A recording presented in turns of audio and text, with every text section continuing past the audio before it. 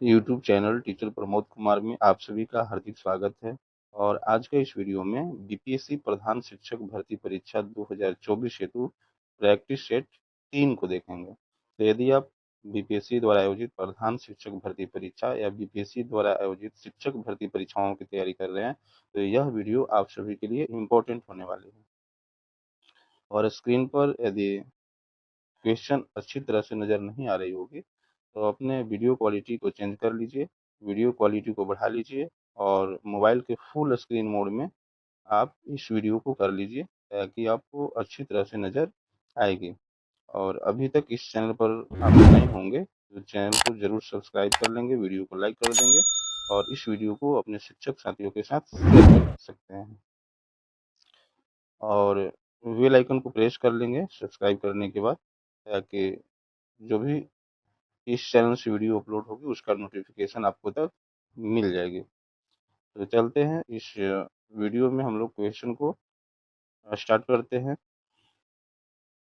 First question जैसा कि screen पर आप देख सकते हैं, भारत के संविधान के निम्न अनुच्छेदों में से कौन सा कारखानों आदि में बच्चों द्वारा काम करवाने पर प्रतिबंध लगता है। तो इस क्वेश्चन का जो सही सटीक आंसर होगा वो सेकेंड ऑप्शन हो जाएगा, अनुच्छेद 24। भारतीय संविधान का अनुच्छेद 24 कारखानों आदि में बच्चों के रोजगार पर प्रतिबंध से संबंधित है। इसमें कहा गया है कि 14 वर्ष से कम आयु का कोई भी बच्चा किसी कारखाने या खदान में काम करने के लिए नियोजित नहीं किया जाएगा या किसी अन्य खतरनाक रोजगार में नहीं लगाया जाएगा। हालांकि गैर खतरनाक काम में बच्चों के रोजगार की अनुमति है। इस वीडियो में आप लोग शुरू से लास्ट तक बने रहेंगे क्योंकि वीडियो ये लंबी होने वाली है। कुल 150 क्वेश्चन इसमें रहेंगे जिसमें 75 प्रश्न समान अध्ययन जिसमें जीके जीएस मैथ और रीजनिंग रहेंगे और 75 प्रश्न डीएलएड विषय से संबंधित रहेंगे। यानी इसी वीडियो में कुल 150 प्रश्न होंगे जो आप सभी के लिए इम्पोर्टेंट होने वाली है। तो वीडियो में आप लास्ट तक बने रहेंगे। चलिए सेकंड क्वेश्चन की ओर चलते हैं। भारतीय संविधान के भाग 4 में डैश डैश से संबंधित प्रावधान वर्णित है। तो फिल इन द ब्लैंक्स की जगह पर जो है वो फोर्थ ऑप्शन आ जाएगा, राज्य के नीति में निर्देशक सिद्धांत। यानी फोर्थ ऑप्शन इस क्वेश्चन का सही आंसर हो जाएगा। भारतीय संविधान का भाग 4 हमारी राजनीति के निर्देशक सिद्धांतों से संबंधित है। इस भाग में निहित प्रावधानों को किसी भी अदालत द्वारा लागू नहीं किया जा सकता है, लेकिन ये सिद्धांत देश के शासन में मौलिक है। इस पर कानून बनाना, इन सिद्धांतों को लागू करना राज्य का कर्तव्य है। निर्देशक सिद्धांतों की अवधारणा आयरिश संविधान से उधार ली गई थी। क्वेश्चन नंबर 3 है, किसी व्यक्ति के लिए फर्श से पेंसिल उठाने जैसी गतिविधियों को संभव करने के कार्य में मस्तिष्क का कौन सा भाग सहायता करता है। तो इस क्वेश्चन का जो सही एवं सटीक आंसर होगा तो फोर्थ ऑप्शन हो जाएगा, अनुमस्तिष्क सेरिबेलम। अब इसके डिस्कशन सेक्शन को देख लेते हैं। सेरिबेलम सभी स्वैच्छिक गतिविधियों को नियंत्रित करता है जैसे चलना, संतुलन, आसन और अन्य कोमल मांसपेशियों की गतिविधियों जैसे एक सीधी रेखा में चलना या एक पेंसिल उठाता है का समन्वय करता है। यह संतुलन, समन्वय और मुद्रा जैसे मोटर कौशल सहित कई कार्यों को करने के लिए भी जिम्मेदार है। क्वेश्चन नंबर 4 है हैदराबाद रियासत को डैश डैश यानी फिल इन द ब्लैंक्स है में भारतीय संघ में मिलाया गया था। तो इस क्वेश्चन का जो सही एवं सटीक आंसर होगा वो थर्ड ऑप्शन हो जाएगा, 1948 में मिलाया गया था। हैदराबाद की रियासत को 17 सितंबर 1948 को भारतीय संघ के तहत लाया गया था, जो 3 दिन की सैन्य कार्रवाई के बाद सफल हुआ था। यह एक सैन्य अभियान था जिसमें भारतीय सशस्त्र बलों ने निजाम शासित रियासत पर आक्रमण किया था। इसके बाद निजाम ने भारत में शामिल होने के लिए अंगीकार पत्र पर हस्ताक्षर किए। क्वेश्चन नंबर 5 है, निम्न में से किसके कंपन विषम हार्मोनिक्स की उत्पत्ति करते हैं। तो इस क्वेश्चन का जो सेम सटीक आंसर होगा वो फर्स्ट ऑप्शन ही हो जाएगा, एक बंद ऑर्गन पाइप में एक वायु स्तंभ। अब इसके डिस्कशन सेक्शन को देख लेते हैं। एक छोर पर बंद पाइप में वायु स्तंभ कंपन के मामले में ध्वनि की अनुदैर्ध्य स्थिर तरंगें होती है। बंद छोर पर हवा के अणु कंपन करने के लिए स्वतंत्र नहीं होते हैं और इसलिए वहां पर केवल विस्थापन नोड बनाया जा सकता है। इसके विपरीत खुले छोर में अनुकंपन करने के लिए स्वतंत्र होते हैं, इसलिए वहां पर हमेशा एक विस्थापन एंटी नोड बनता है। क्वेश्चन नंबर 6 है, बादल रहित दिन में एक खुले मैदान में खड़े होने पर किस समय आपकी परछाई सबसे छोटी बनेगी? तो इस क्वेश्चन का जो सही और सटीक आंसर होगा वो थर्ड ऑप्शन हो जाएगा, 12 बजे। जैसे ही सूर्य चलता है, प्रकाश एक कोण पर वस्तु पर गिरता है। जितना बड़ा कोण होगा उतनी लंबी छाया होगी। दोपहर के समय सूर्य सीधे सिर पर होती है और वस्तुओं के साथ सबसे छोटा कोण बनाता है और इसलिए सबसे छोटी छाया बनता है। सुबह और शाम को किरणें झुकी हुई स्थिति में आती है, इसलिए छाया सुबह या शाम को लंबी होती है। क्वेश्चन नंबर 7 है, एक विलयन और संबंधित विलय के बारे में निम्न में से कौन सा कथन सही नहीं है? कौन सा कथन सही नहीं है, यानी जो गलत कथन है उसे चुनना है। तो इस क्वेश्चन में सेकेंड ऑप्शन जो है गलत ऑप्शन है। विलयन को अबाधित रखने पर विलय के कण नीचे तल पर अवक्षेपित हो जाते हैं। तो ये ऑप्शन गलत है और बाकी जो तीनों ऑप्शन है ये सही है। विलय के कण प्रकाश की किरण का प्रकीर्णन नहीं करते हैं। विलय के कणों को नंगी आंखों से नहीं देखा जा सकता है और विलयन एक समांगी मिश्रण होता है। तो इस क्वेश्चन में सेकेंड ऑप्शन जो है इस क्वेश्चन के लिए सही आंसर हो जाएगा। विलय कण नीचे तब बैठते हैं जब एक निलंबन को स्थिर छोड़ दिया जाता है और इसलिए एक निलंबन अस्थिर होता है। निस्पंदन की प्रक्रिया द्वारा निलंबन के कणों को मिश्रण से अलग किया जा सकता है। जब निलंबन के कण स्थिर हो जाते हैं तो निलंबन टूट जाता है और यह प्रकाश को नहीं बिखेरता है। क्वेश्चन नंबर 8 है, निम्न में से कौन सा शब्द मानव हृदय की शारीरिक रचना में संबंधित है? तो इस क्वेश्चन का जो सही और सटीक आंसर होगा वो सेकंड ऑप्शन हो जाएगा, महाधमनी, यानी ए वर्टो। महाधमनी मानव शरीर में मुख्य और सबसे बड़ी धमनी है जो हृदय के बाएं निलय यानी वेंट्रिकल से निकलती है और पेट के नीचे तक फैली होती है, जहां यह दो छोटी धमनियों में विभाजित होती है। महाधमनी प्रणालीगत परिसंचरण के माध्यम से शरीर के सभी भागों में ऑक्सीजन युक्त रक्त वितरित करती है। फेफड़े के श्वसन क्षेत्र को छोड़कर पूरा शरीर महाधमनी से अपना रक्त प्राप्त करता है। क्वेश्चन नंबर 9 है, कैल्शियम बाइकार्बोनेट के एक अणु में हाइड्रोजन के कितने परमाणु होते हैं? तो इस क्वेश्चन का जो सही और सटीक आंसर होगा वो फोर्थ ऑप्शन हो जाएगा, 2। कैल्शियम बाइकार्बोनेट, जिसे कैल्शियम हाइड्रोजन कार्बोनेट भी कहा जाता है, का रासायनिक सूत्र जो है CaHCO3 का होल ट्वाइस है। इसमें हाइड्रोजन के 2 परमाणु होते हैं। यहाँ आप देख सकते हैं हाइड्रोजन का 2 परमाणु है। क्वेश्चन नंबर 10 है, भारत का राष्ट्रगान जन गण मन पहली बार भारतीय राष्ट्रीय कांग्रेस के किस अधिवेशन में गाया गया था? फिल इन द ब्लैंक्स है, यानी किस अधिवेशन में गाया गया था। तो इस क्वेश्चन का जो सही एवं सटीक आंसर होगा वह हो जाएगा सेकेंड ऑप्शन, कलकत्ता। भारत के राष्ट्रगान जन गण मन को पहली बार 27 दिसंबर 1911 को भारतीय राष्ट्रीय कांग्रेस के कलकत्ता सत्र में गाया गया था। इसकी रचना बांग्ला भाषा में रविंद्रनाथ टैगोर ने की थी। इसे 24 जनवरी 1950 को भारत के राष्ट्रगान के रूप में इसकी हिंदी संस्करण में अपनाया गया था।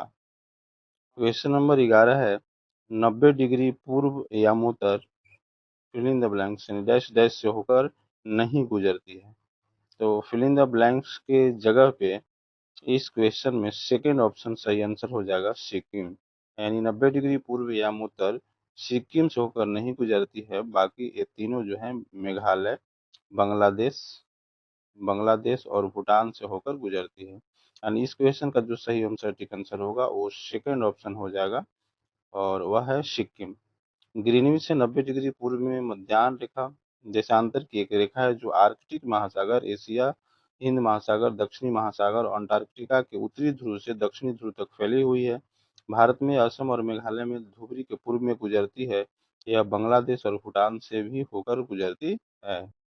क्वेश्चन नंबर 12 है, ल्यूकोरिया डैश डैश का कैंसर है। यानी फिल इन द ब्लैंक्स की जगह पर क्या होगा, तो ल्यूकोरिया जो है वो रक्त का कैंसर है। यानी फोर्थ ऑप्शन इस क्वेश्चन का सही आंसर हो जाएगा।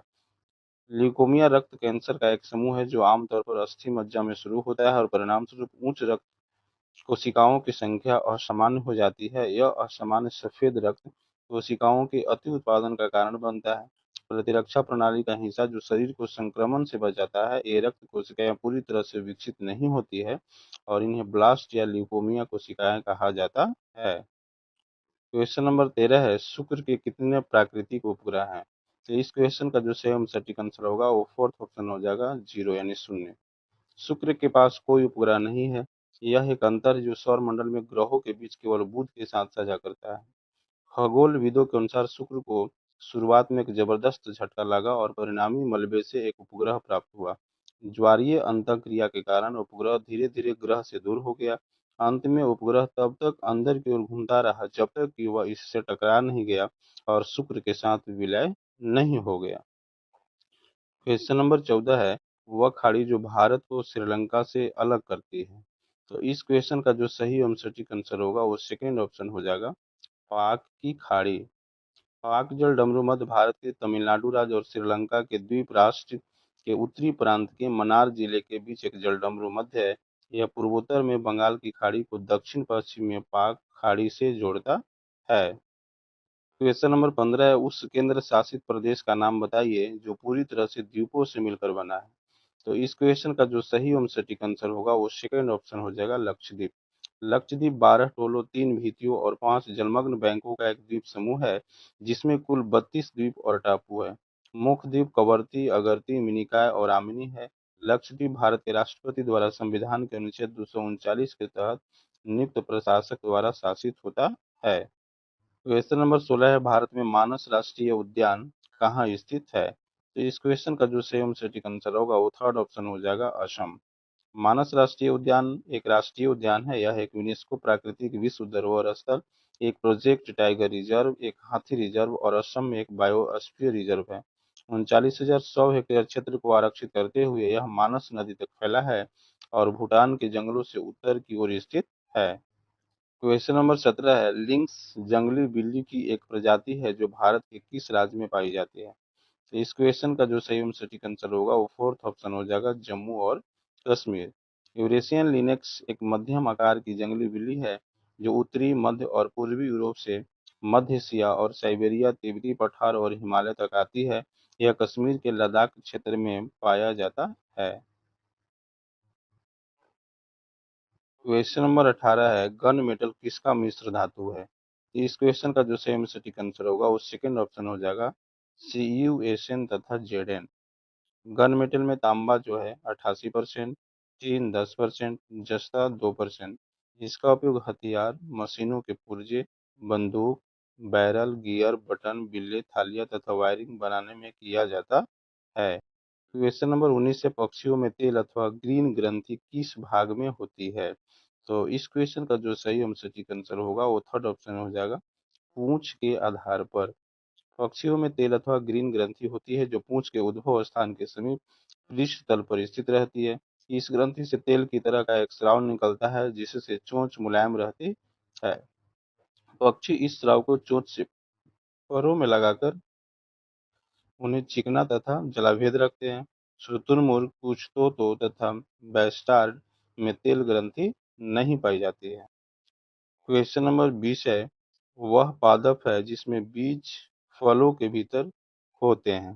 तो इस क्वेश्चन का जो सही सटीक आंसर होगा वो फर्स्ट ऑप्शन हो जाएगा, एंजियोस्पर्म। आवृत बीजी यानी एंजियोस्पर्म पौधों में बीज फलों के भीतर बंद होते हैं।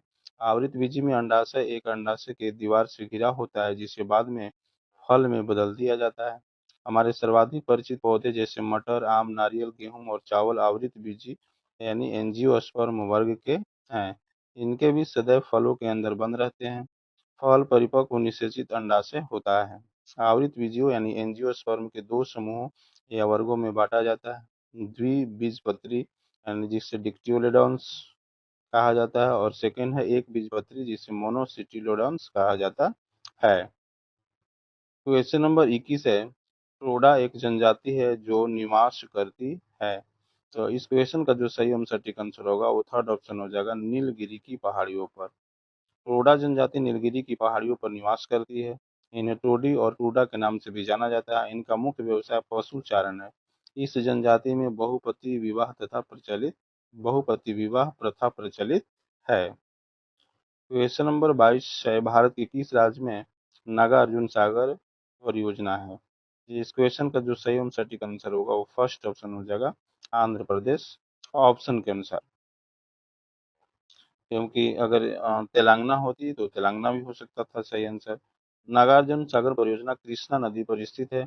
यह तेलंगाना तथा आंध्र प्रदेश की सीमा पर स्थित है। बौद्ध विद्वान नागार्जुन के नाम पर परियोजना का नाम नागार्जुन सागर रखा गया। इस परियोजना के माध्यम से नलगोंडा, प्रकाशम, खम्भम और गुंटूर जिलों में सिंचाई व्यवस्था उपलब्ध होती है। इस परियोजना के तहत 1550 मीटर लंबा एक चिनाई बांध बनाया गया है। क्वेश्चन नंबर 23 है कि कौन सा कथन सही है? तो सभी ऑप्शनों को देखेंगे, इस क्वेश्चन के सभी ऑप्शन को देखेंगे तो आपको मालूम होगी कि थर्ड ऑप्शन जो है सही आंसर हो जाएगा, यानी कंडला जो है गुजरात में है। और बाकी आप यहाँ देख रहे हैं हल्दिया जो है उड़ीसा में है, ये गलत है। हल्दिया जो है ये पश्चिम बंगाल में है। इसके बाद यहाँ दे रहा है पारादीप पश्चिम बंगाल में है, ये भी गलत है क्योंकि पारादीप जो है उड़ीसा राज्य में है। इसके बाद यहाँ दे रहा है मारमा गोवा कर्नाटक में है, लेकिन मारमा गोवा जो है वो गोवा में है। और कांडला जो है गुजरात राज्य में। तो आप यहाँ डिस्कशन सेक्शन में आप देख पा रहे होंगे, इधर जो है लेफ्ट साइड में पतन है यानी पोर्ट का नाम है, और दाहिने साइड राज्य का नाम है यानी किस राज्य में कौन सा पोर्ट है। क्वेश्चन नंबर 24 है, सरदार सरोवर से सर्वाधिक लाभ मिलता है? इस क्वेश्चन का जो सही एवं सटीक आंसर होगा वो फर्स्ट ऑप्शन हो जाएगा, गुजरात। सरदार सरोवर परियोजना मध्य प्रदेश, महाराष्ट्र, गुजरात और राजस्थान की संयुक्त परियोजना है। इस परियोजना में कुल 30 बड़े, 135 मध्यम और 3000 लघु बांध बनाए जा रहे हैं। इसके कुल बांधों में 10 नर्मदा नदी पर व 20 उसकी सहायक नदियों पर बनाए जा रहे हैं। 17 सितंबर 2017 को प्रधानमंत्री द्वारा गुजरात राज्य के नर्मदा जिलों में निर्मित सरदार सरोवर बांध राष्ट्र को समर्पित किया गया है। सरदार सरोवर में सर्वाधिक लाभ गुजरात राज्य को मिलता है। क्वेश्चन नंबर 25 है, मौलिक कर्तव्यों का समावेश भारतीय संविधान में हुआ 42वें संशोधन से? यानी इस क्वेश्चन का सेकंड ऑप्शन सही आंसर हो जाएगा। अब इसके डिस्कशन सेक्शन को देख लेते हैं। भारतीय संविधान में मूल कर्तव्यों को पूर्व रूसी संविधान से प्रभावित होकर लिया गया है। मूल कर्तव्यों को स्वर्ण सिंह समिति की सिफारिश पर 42वें संविधान संशोधन अधिनियम 1976 के द्वारा संविधान में एक नए भाग 4 क के अंतर्गत एक अनुच्छेद 51 क को जोड़ा गया। प्रारंभ में मूल कर्तव्यों की संख्या 10 थी। 46वें संविधान संशोधन अधिनियम 2002 द्वारा अनुच्छेद 51 क के तहत एक नया मूल कर्तव्य एक हर भारतीय नागरिक का कर्तव्य होगा कि वो अपने बच्चों को, चाहे वह उसके माता पिता हों या वह अभिभावक, 6 से 14 वर्ष की उम्र तक शिक्षा की सुविधा उपलब्ध कराएं को जोड़ा गया। वर्तमान में मूल कर्तव्यों की संख्या जो है 11 है। अब हम लोग चलते हैं नेक्स्ट क्वेश्चन की ओर। नेक्स्ट क्वेश्चन है हम सभी के सामने क्वेश्चन नंबर 26। और इससे पहले मैं आप सभी से रिक्वेस्ट करूंगा कि यदि आप इस चैनल पर पहली बार हैं तो मेरे YouTube channel teacher Pramod Kumar को सब्सक्राइब कर लेंगे और बेल आइकन को प्रेस करके ऑल सेलेक्ट कर लेंगे, ताकि जब भी इस चैनल से वीडियो अपलोड होगी उसका नोटिफिकेशन आपको तक सबसे पहले मिल जाएगी। तो चलते हम लोग क्वेश्चन की श्रृंखला को बढ़ाते हुए क्वेश्चन नंबर 26 हम सभी के सामने है। भारत के नियंत्रक एवं महालेखा परीक्षक के पद पर नियुक्ति का कार्यकाल होता है? तो इस क्वेश्चन का जो सही आंसर होगा वो थर्ड ऑप्शन हो जाएगा, 6 वर्ष।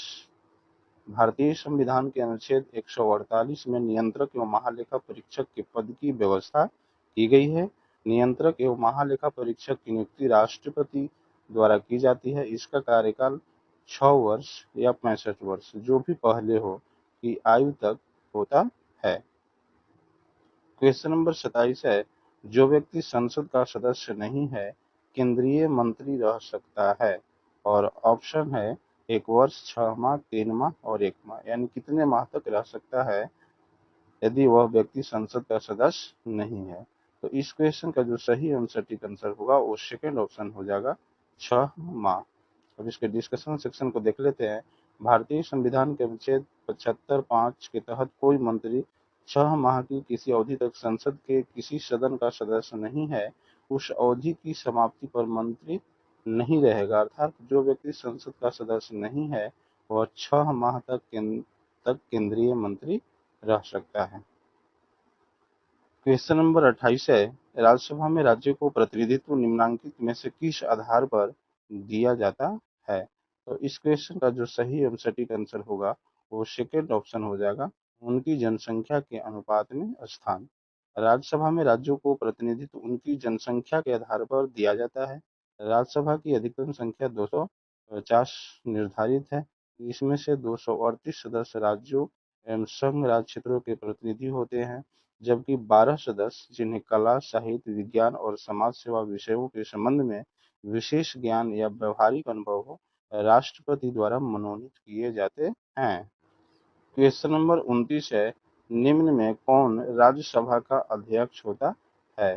तो इस क्वेश्चन का जो सही एवं सटीक आंसर होगा वह होगा सेकेंड ऑप्शन, भारत के उपराष्ट्रपति। अनुच्छेद 64 के अनुसार उपराष्ट्रपति राज्यसभा का पदेन सभापति होगा और अन्य कोई लाभ का पद धारण नहीं करेगा। यद्यपि उपराष्ट्रपति राज्यसभा का सभापति होता है, परंतु वह राज्यसभा का सदस्य नहीं होता है। राज्यसभा के सदस्यों का कार्यकाल 6 वर्ष होता है, परंतु उपराष्ट्रपति का कार्यकाल 5 वर्ष तक होता है। क्वेश्चन नंबर 30 है, केंद्र एवं राज्यों के बीच वैधानिक शक्तियों का बंटवारा दिया हुआ है, 7वीं अनुसूची में दिया हुआ है, यानी थर्ड ऑप्शन इस क्वेश्चन का सटीक एवं सही आंसर होगा। भारतीय संविधान की 7वीं अनुसूची में संघ तथा राज्यों के मध्य विधायी शक्तियों के विभाजन के बारे में दिया गया है। इसके अंतर्गत 3 सूचियां हैं, संघ सूची, राज्य सूची तथा समवर्ती सूची। संघ सूची के विषयों पर विधि बनाने का अधिकार केवल संघ को है, राज्य सूची के विषयों पर विधि बनाने का अधिकार राज्य को है, जबकि समवर्ती सूची के विषयों पर विधि बनाने का अधिकार संघ तथा राज्य दोनों को है। भारतीय संविधान में अवशिष्ट शक्तियों अर्थात ऐसे विषयों पर जो 7वीं अनुसूची में से किसी में से वर्णित नहीं है, विधि बनाने का अधिकार संघ विधानमंडल यानी संसद में सन्निहित है, अनुच्छेद 248 के अंतर्गत। यदि स्क्रीन पर लिखावट आपको सही ढंग से नजर नहीं आ रही होगी तो आप मोबाइल को फुल स्क्रीन मोड में कर लीजिए और वीडियो क्वालिटी को बढ़ा लीजिए। क्वेश्चन नंबर 31 है, केंद्र राज्य संबंध किस अनुसूची में है।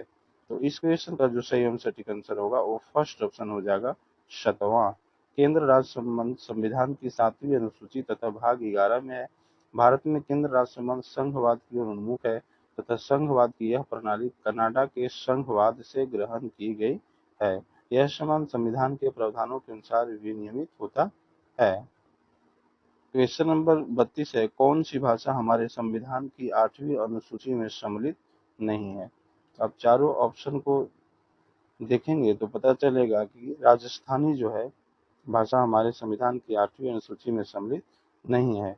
बाकी जो 3 ऑप्शन है, गुजराती, कश्मीरी और डोंगरी, इस संविधान की 8वीं अनुसूची में सम्मिलित है। अब इसके डिस्कशन सेक्शन को देख लेते हैं। भारतीय संविधान के भाग 17 के अंतर्गत अनुच्छेद 343 से 351 राजभाषा से संबंधित है। अनुच्छेद 344 के तहत राष्ट्रपति को यह अधिकार है कि वह राजभाषा के संबंध में आयोग गठित कर सकता है। जब संविधान लागू हुआ था उस समय 8वीं अनुसूची में 14 भाषाएं शामिल थी। 21वें संविधान संशोधन अधिनियम द्वारा सिंधी भाषा तथा 71वें संविधान संशोधन अधिनियम 1992 द्वारा कोंकणी, मणिपुरी और नेपाली भाषा को 8वीं अनुसूची में जोड़ा गया। 92वें संविधान संशोधन द्वारा वर्ष 2003 में बोडो, डोगरी, मैथिली और संथाली भाषा को 8वीं अनुसूची में जोड़ा गया। वर्तमान में 8वीं अनुसूची में कुल 22 भाषाएं शामिल है। ये भी इम्पोर्टेंट होने वाली है, जो इस प्रकार है, असमिया, बंगाली, गुजराती, हिंदी, कन्नड़, कश्मीरी, कोंकणी, मलयालम, मणिपुरी, मराठी, नेपाली, मैथिली, ओडिया, पंजाबी, संस्कृत, सिंधी, तमिल, तेलुगु, डोगरी, बोडो, संथाली और उर्दू। तो ये 22 भाषाएं जो है वर्तमान में 8वीं अनुसूची में शामिल है। क्वेश्चन नंबर 33 है, सर्वेंट्स ऑफ इंडिया सोसाइटी के संस्थापक कौन थे? तो इस क्वेश्चन का जो सही एवं सटीक आंसर होगा वो सेकंड ऑप्शन हो जाएगा, गोपाल कृष्ण गोखले। गोपाल कृष्ण गोखले महादेव गोविंद रानाडे के अनुयायी थे। 1905 में गोखले ने भारत सेवक मंडल सर्वेंट्स ऑफ इंडिया सोसाइटी की स्थापना की, जिसका उद्देश्य भारत की सेवा के लिए राष्ट्रीय प्रचारक तैयार करना था और संवैधानिक ढंगों से भारतीय जनता के सच्चे हितों को प्रोत्साहन देना था। इस मंडल ने वी श्रीनिवास शास्त्री, जी के देवघर, एन एम जोशी, पंडित हृदय तथा नाथ कुंजरू जैसे महान सेवक पैदा हुए। अपने राजनैतिक दर्शन में वह सच्चे उदारवादी थे। वह साधन और साध्य दोनों की पवित्रता में विश्वास करते थे। इन्हीं कारणों से महात्मा गांधी उनसे प्रभावित हुए और उनके राजनीतिक शिष्य बन गए। क्वेश्चन नंबर 34 है, रॉलेट एक्ट भारत में लागू किया गया था? तो इस क्वेश्चन का जो सही सटीक आंसर होगा वो सेकंड ऑप्शन हो जाएगा, सन 1919 में। भारत में क्रांतिकारियों के प्रभाव को समाप्त करने के लिए ब्रिटिश सरकार ने 1917 ईस्वी में सर सिडनी रॉलेट की अध्यक्षता में एक कमेटी नियुक्त की। कमेटी द्वारा दिए गए सुझावों के आधार पर 18 मार्च 1919 ईस्वी को क्रांतिकारी एवं अराजकवादी अधिनियम को पारित किया गया। इसे ही रॉलेट एक्ट या काला कानून के नाम से जाना जाता है। इस एक्ट को बिना वकील, बिना अपील तथा बिना दलील का कानून भी कहा गया। इस एक्ट के तहत किसी भी संदेहास्पद व्यक्ति को गिरफ्तार करके अनिश्चितकाल के लिए जेल में डाला जा सकता था। 6 अप्रैल 1919 ईस्वी को इस एक्ट के विरोध में महात्मा गांधी ने एक देशव्यापी हड़ताल का आह्वान किया। क्वेश्चन नंबर 35 है, लॉर्ड कर्जन ने वर्ष 1905 में बंगाल विभाजन कर दिया। विभाजन किस वर्ष समाप्त हुआ? तो इस क्वेश्चन का जो सही और सटीक आंसर होगा वो सेकंड ऑप्शन होगा, सन 1912। वायसराय लॉर्ड कर्जन ने 20 जुलाई 1905 ईस्वी को बंगाल विभाजन के निर्णय की घोषणा की, जिसके फलस्वरूप 7 अगस्त 1905 ईस्वी को कलकत्ता में टाउन हॉल में स्वदेशी आंदोलन की घोषणा की। 16 अक्टूबर 1905 ईस्वी को बंगाल विभाजन की घोषणा के साथ ही बंगाल विभाजन प्रभावी हो गया। अरुंडेल कमेटी 1906 ने विभाजित बंगाल को पुनः संयुक्त करने की आवश्यकता पर बल दिया, जिसके फलस्वरूप 1911 ईस्वी में ब्रिटिश सरकार ने विवश होकर बंगाल के एकीकरण की घोषणा की तथा 1912 ईस्वी में बंगाल का एकीकरण संपन्न हुआ। क्वेश्चन नंबर 36 है, निम्न में से गांधी जी के रामराज्य के युगल सिद्धांत कौन थे? इस क्वेश्चन का जो सही और सटीक आंसर होगा वो सेकंड ऑप्शन होगा, सत्य तथा अहिंसा। महात्मा गांधी के रामराज्य के युगल सिद्धांत सत्य एवं अहिंसा में निहित था। गांधी जी सही साध्य की प्राप्ति हेतु साधन की पवित्रता पर जोर देते थे। उन्होंने सत्य और अहिंसा को अपने स्वप्नों के नवीन समाज का आधार बनाया। कुछ लोगों का विश्वास है कि गांधी जी की सत्यप्रियता हिंदू धर्म से और अहिंसा बौद्ध, जैन व ईसाई धर्म से प्रभावित थी। क्वेश्चन नंबर 37 है, जालियांवाला बाग हत्याकांड हुआ। इस क्वेश्चन का जो सेम सटीक आंसर होगा वो थर्ड ऑप्शन हो जाएगा, 13 अप्रैल 1919। रॉलेट एक्ट के विरोध में गांधी जी ने 6 अप्रैल 1919 को एक व्यापक हड़ताल का आह्वान किया। पंजाब में अमृतसर में 13 अप्रैल 1919 को निहत्थी मगर भारी भीड़ अपने लोकप्रिय नेताजी डॉक्टर सैफुद्दीन किचलू और डॉक्टर सत्यपाल की गिरफ्तारी का विरोध करने के लिए जालियांवाला बाग में जमा हुई, जहां फौजी commander Reginald Edward Harry Dyer ने निहत्थी शांतिपूर्ण भीड़ पर गोलियां चलवाकर लगभग 1000 लोगों की हत्या कराई। इस हत्याकांड के विरोध में रविंद्रनाथ ठाकुर ने अपनी नाइट की उपाधि जो है लौटा दी थी। क्वेश्चन नंबर 38 है, वर्ष 1919 में अखिल भारतीय खिलाफत सम्मेलन का अध्यक्ष किसे चुना गया? तो इस क्वेश्चन का जो सही सटीक आंसर होगा वो फर्स्ट ऑप्शन हो जाएगा, महात्मा गांधी। प्रथम विश्व युद्ध के बाद ब्रिटेन एवं तुर्की के बीच होने वाली सेवर्स की संधि से तुर्की के सुल्तान के समस्त अधिकार छीन गए। संसार भर के मुसलमान तुर्की के सुल्तान का अपना खलीफा मानते थे। खिलाफत आंदोलन प्रारंभ करने का श्रेय जो है मुख्यतः अली बंधुओं शौकत अली एवं मोहम्मद अली को माना जाता है। दिल्ली में 23 नवंबर 1919 को होने वाले खिलाफत कमेटी के सम्मेलन का अध्यक्ष महात्मा गांधी को चुना गया था। खिलाफत आंदोलन प्रारंभ करने के लिए गठित खिलाफत कमेटी में शौकत अली, मोहम्मद अली, अबुल कलाम आजाद, हकीम अजमल खान, हसरत मोहानी तथा डॉक्टर अंसारी शामिल थे। क्वेश्चन नंबर 39 है, मोतीलाल नेहरू स्वराज दल के नेता थे, निम्न में से कौन सा दल में नहीं था? तो चारों ऑप्शनों को देखेंगे तो पता चलेगा कि सेकेंड ऑप्शन इस क्वेश्चन का सही आंसर हो जाएगा, सी राजगोपालाचारी। और बाकी जो तीन हैं वो दल में थे। असहयोग आंदोलन की समाप्ति के बाद 1919 ईस्वी के भारत शासन अधिनियम द्वारा स्थापित केंद्रीय तथा प्रांतीय विधानमंडलों के चुनाव में भाग लेने के संदर्भ में, थोड़ा सा स्क्रीन पर नजर नहीं आ पाएगा, इसको मैं जूम कर देता हूँ। कांग्रेस को दो खेमों में बांटा गया था, जहां एक और चित्तरंजन दास और मोतीलाल नेहरू ने परिषदों में प्रवेश कर असहयोग आंदोलन की बात रखी। वहीं डॉक्टर राजेंद्र प्रसाद, राजगोपालाचारी, वल्लभ भाई पटेल, डॉक्टर अंसारी, एनजी रंगा आदि नेताओं ने परिषदों में प्रवेश करने की नीति का विरोध किया। जिन नेताओं ने परिषदों में प्रवेश कर असहयोग की बात रखी वे लोग परिवर्तनवादी चेंजर्स तथा जिन नेताओं ने परिषदों में प्रवेश की नीति का विरोध वे लोग अपरिवर्तनवादी यानी नो चेंजर्स कहलाए। गया अधिवेशन दिसंबर 1922 में परिषदों में प्रवेश न करने का प्रस्ताव पारित हुआ। फलस्वरूप चित्तरंजन दास ने कांग्रेस की अध्यक्षता से त्यागपत्र दे दिया और मोतीलाल नेहरू के साथ मिलकर मार्च 1923 में इलाहाबाद में स्वराज दल की स्थापना की। अन्य सहयोगी सदस्यों में विठल भाई पटेल, श्रीनिवास अयंगर तथा एनजी केलक थे। क्वेश्चन नंबर 40 है, किस बात ने गांधी जी को फरवरी 1922 में सविनय अवज्ञा आंदोलन स्थगित करने पर बाध्य किया? तो इस क्वेश्चन का जो सही सटीक आंसर होगा वो फर्स्ट ऑप्शन हो जाएगा, चौरी चौरा और अन्य स्थानों पर हुए हिंसक घटनाओं ने, यानी फर्स्ट ऑप्शन जो है इस क्वेश्चन का सही आंसर हो जाएगा। चौरी चौरा कांड 5 फरवरी 1922 में संयुक्त प्रांत के गोरखपुर जिले में चौरी चौरा नामक स्थान पर किसानों के जुलूस पर गोली चलाए जाने के कारण क्रुद्ध भीड़ ने थाने में आग लगा दी, जिससे 21 सिपाहियों की मृत्यु हो गई। इस कांड और अन्य स्थानों पर हुए हिंसक घटनाओं से क्षुब्ध होकर गांधी जी ने असहयोग आंदोलन वापस ले लिया। 12 फरवरी 1922 को बारदोली में हुई कांग्रेस की बैठक में आंदोलन को स्थगित करने का भी निर्णय लिया गया। क्वेश्चन नंबर 41 है, चंपारण में गांधी जी को आमंत्रण किसने दिया? तो इस क्वेश्चन का जो सही एवं सटीक आंसर होगा वो सेकेंड ऑप्शन हो जाएगा, राजकुमार शुक्ल। राजकुमार शुक्ल का जन्म 1875 में पश्चिम चंपारण के मुरलीभीत गांव में हुआ था। 1916 के लखनऊ में कांग्रेस के 31वें अधिवेशन के दौरान गांधी जी ने चंपारण के किसानों के प्रतिनिधि राजकुमार शुक्ला से मुलाकात की, जिन्होंने उनसे अनुरोध किया कि वे वहां आएं और वहां के नील की खेती करने वाले किसानों का दुख देखें।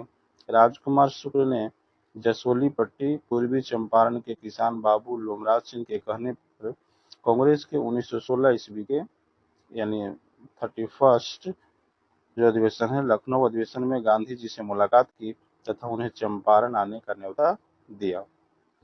क्वेश्चन नंबर 42 है, असहयोग आंदोलन के दौरान किसने पटना कॉलेज छोड़ा जबकि उसकी परीक्षा के केवल 20 दिन ही बचे थे?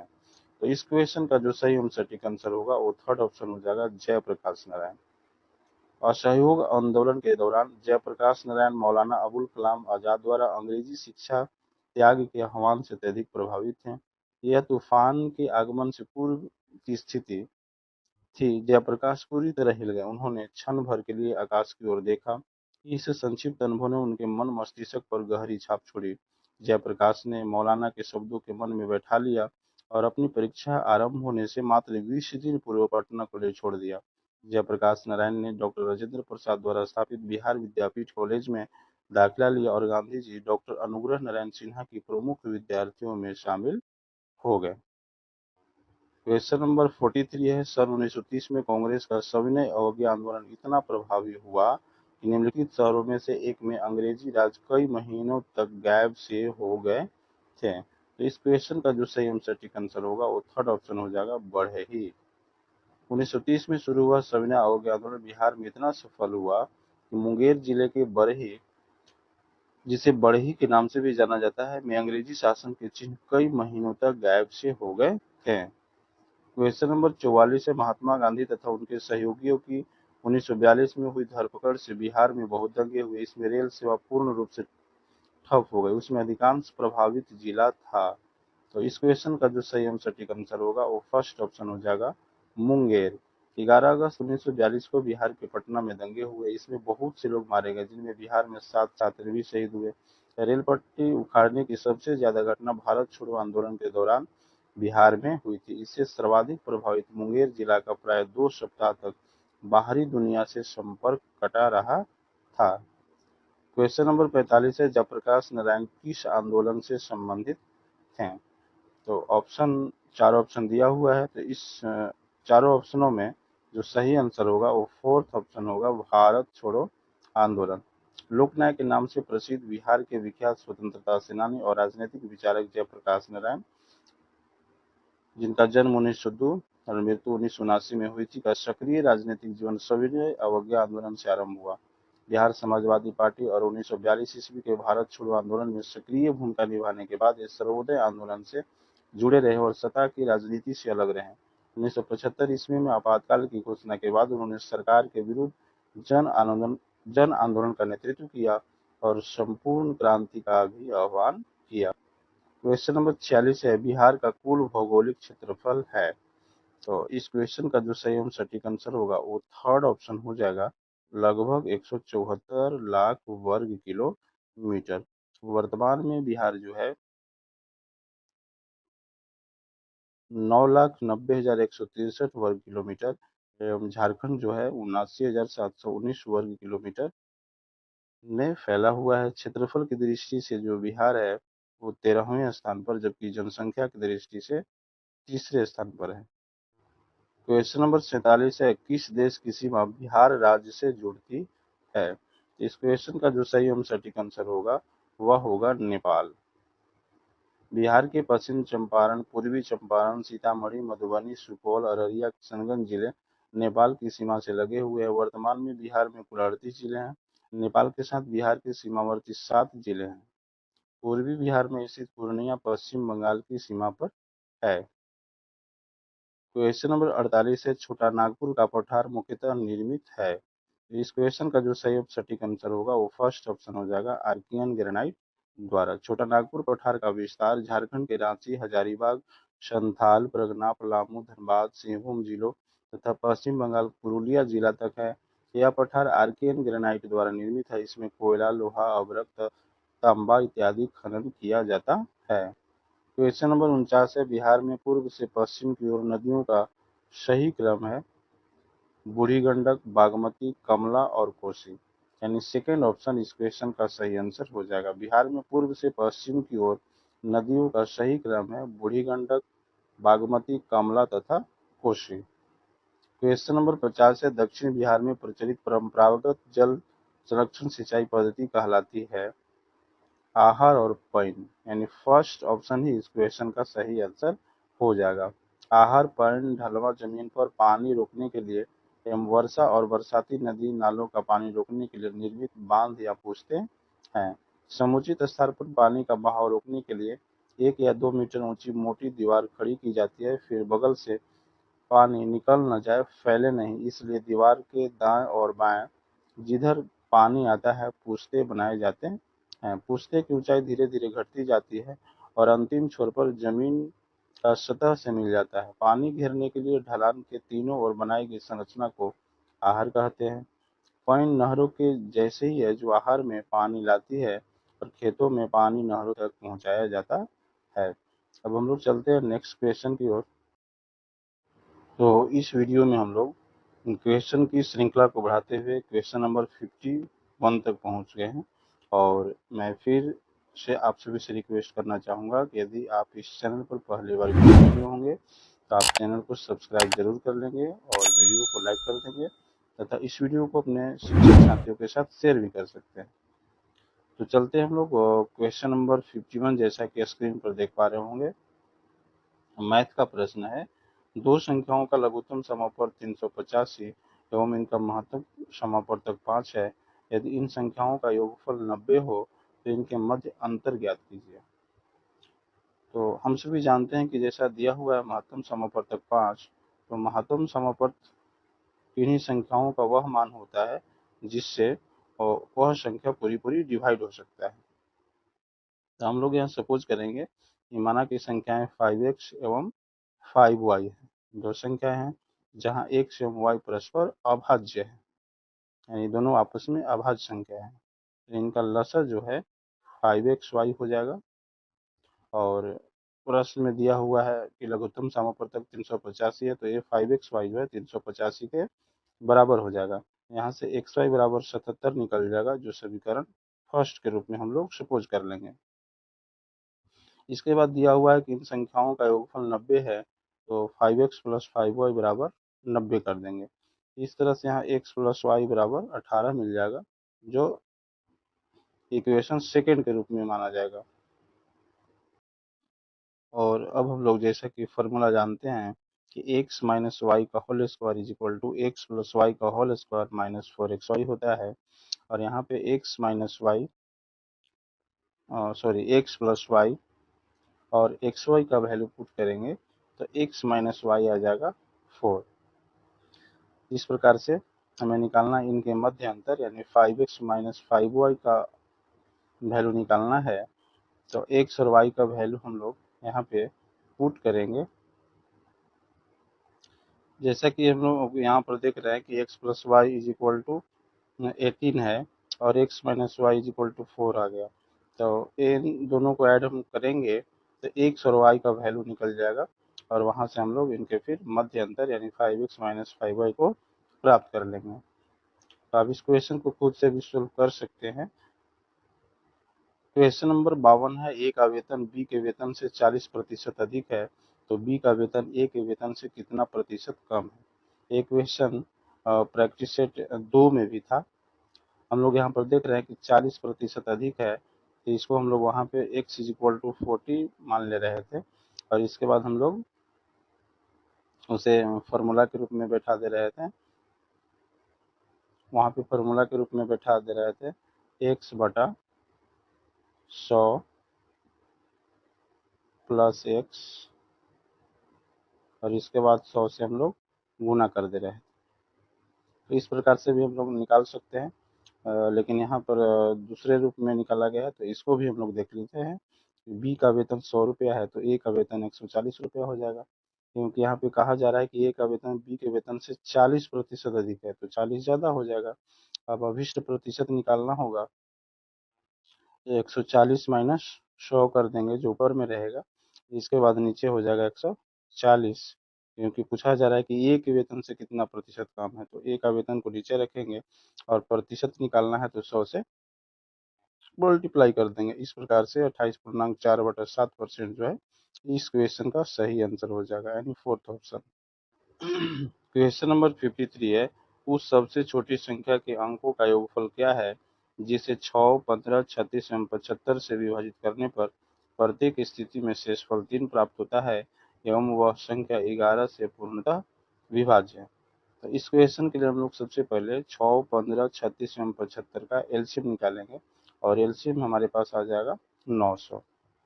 अब हम लोग यहाँ पर देख रहे हैं कि प्रत्येक स्थिति में शेषफल 3 प्राप्त होता है, वह संख्या 11 से पूर्णतः विभाजित होता है। यहाँ पर हम लोग संख्या जो एलसीएम 900 आया, इसको 900x प्लस 3 कर देंगे, क्योंकि शेषफल 3 प्राप्त होता है जो 11 से विभाज्य है।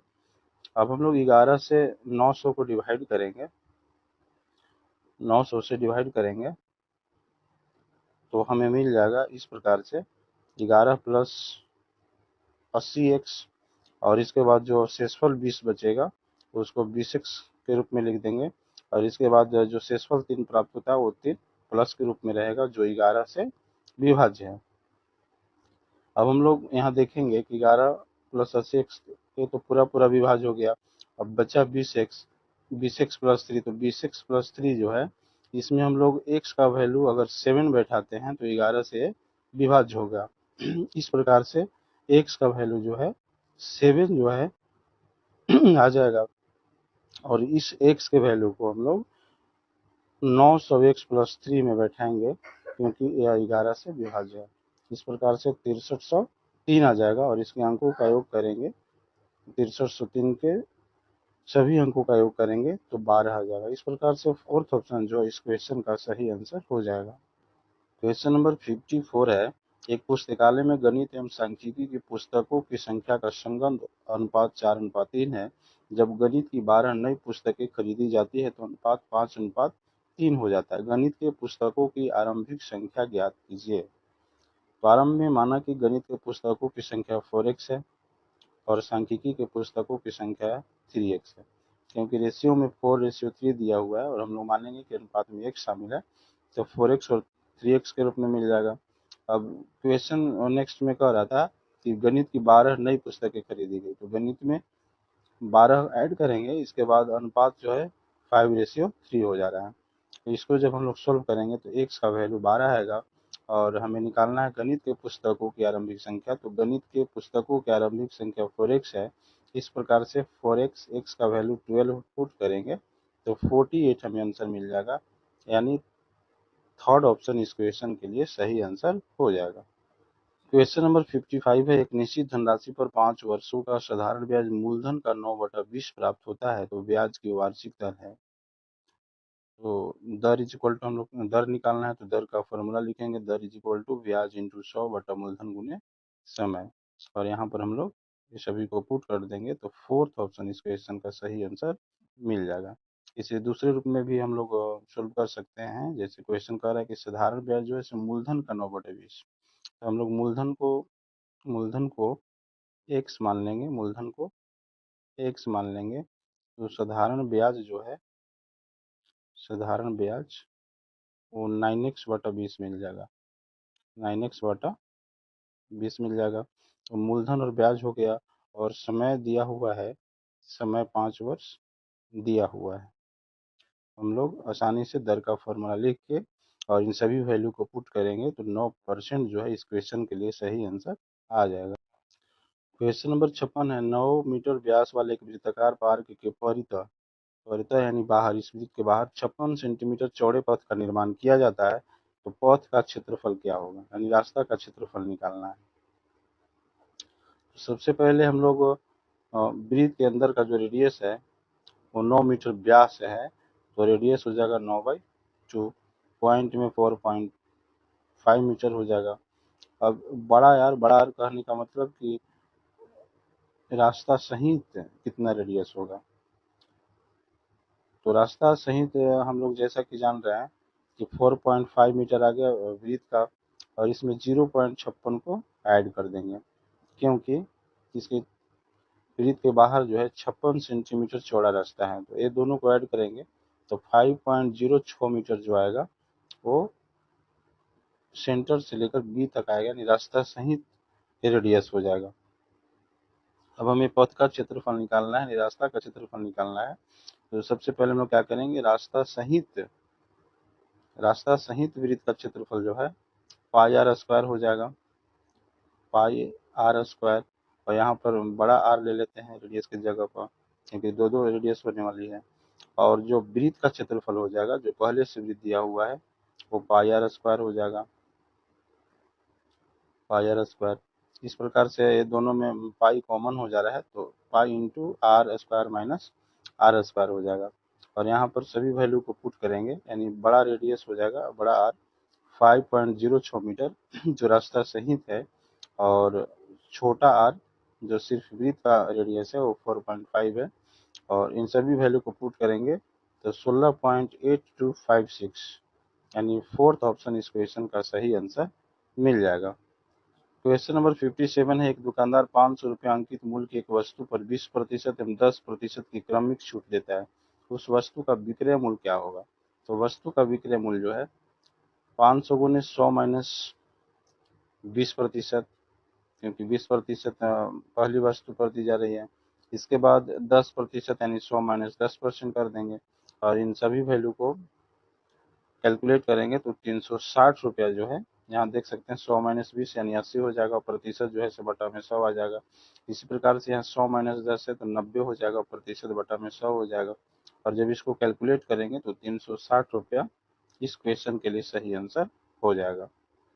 क्वेश्चन नंबर 58 है, ए अकेले काम को 27 दिन में कर सकता है एवं बी उसी काम को ए द्वारा लिए गए समय के 1/3 समय में कर सकता है। दोनों मिलकर 6 दिनों में उस काम का कितना भाग समाप्त करेंगे। तो ए द्वारा लिया गया समय जो है 27 दिन है, और बी द्वारा लिया गया समय 9 दिन है, क्योंकि 1/3 समय में कर रहा है। तो 27 का 1/3 करेंगे तो 9 दिन आ जाएगा। यहाँ सेंटीमीटर लिखा गया है, लेकिन सेंटीमीटर नहीं होगा, 9 दिन होगा, 9 दिन होगा। अब इसके बाद ए प्लस बी द्वारा 6 दिन में किया गया कार्य, क्योंकि दोनों मिलकर 6 दिन में काम कर रहे हैं, तो 6 दिन में किया गया कार्य जो है 6 इंटू 1/27 प्लस 1/9 हो जाएगा, क्योंकि ए 27 दिन में कर रहा है और बी 9 दिन में कर रहा है।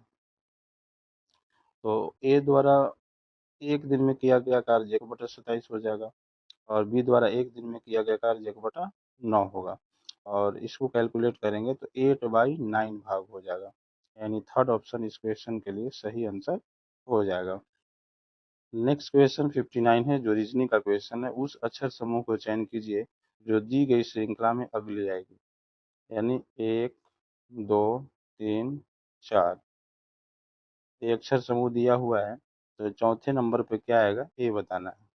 तो हम लोग यहाँ पर देख रहे हैं कि जी के बाद एच आ रहा है, एच के बाद आई आ रहा है, आई के बाद जे आ रहा है, तो जे के बाद के आएगा, जे के बाद के आएगा। इसके बाद हम लोग देख रहे हैं, इधर से चलेंगे रिवर्स में, तो वी के बाद डब्लू, डब्लू के बाद एक्स, और एक्स के बाद वाई। तो वी के पहले क्या होगा, यू हो जाएगा, वी के पहले यू हो जाएगा। इसके बाद हम लोग देख रहे हैं कि जे के बाद के के बाद एल, और एल के बाद एम, तो एम के बाद जो है एन हो जाएगा, यानी के यू एन, के यू एन, यानी फोर्थ ऑप्शन इस क्वेश्चन का सही आंसर होगा। आप इधर भी डिस्कशन सेक्शन में भी आप आसानी से देख सकते हैं और इसको समझ सकते हैं।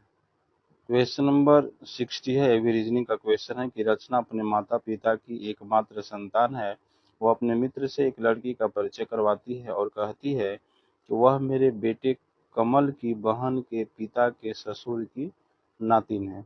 रचना का संबंध उस लड़की के साथ किस रूप में है। तो आप ध्यान से इसे देखेंगे कि रचना के पुत्र की बहन के पिता के ससुर का अर्थ हुआ रचना के पिता। अब रचना के पिता की नातिन का अर्थ हुआ कि रचना की पुत्री, क्योंकि रचना अपने माता पिता की एकमात्र संतान है, अतः रचना जो है उस लड़की की माता है। यानी इस क्वेश्चन के लिए सेकेंड ऑप्शन जो है सही आंसर हो जाएगा। क्वेश्चन नंबर 61 है, उस विकल्प का चयन कीजिए जो तीसरे पद से उसी प्रकार संबंधित है जिस प्रकार दूसरा पद पहले पद से संबंधित है। यानी इसमें देखना है कि ये दोनों में जो संबंध है वो वही इस शब्द समूह का किसके साथ होगा ये बताना है। तो हम लोग यहाँ पे देख पा रहे हैं कि ओ के बाद पी है, एम के बाद एन है, के बाद एल है, और आई के बाद जे है। तो उसी प्रकार से इसमें भी हो जाएगा, वाई इधर जो फर्स्ट में है वो सेकंड में हो जाएगा। इसके बाद डब्लू के बाद एक्स हो जाएगा।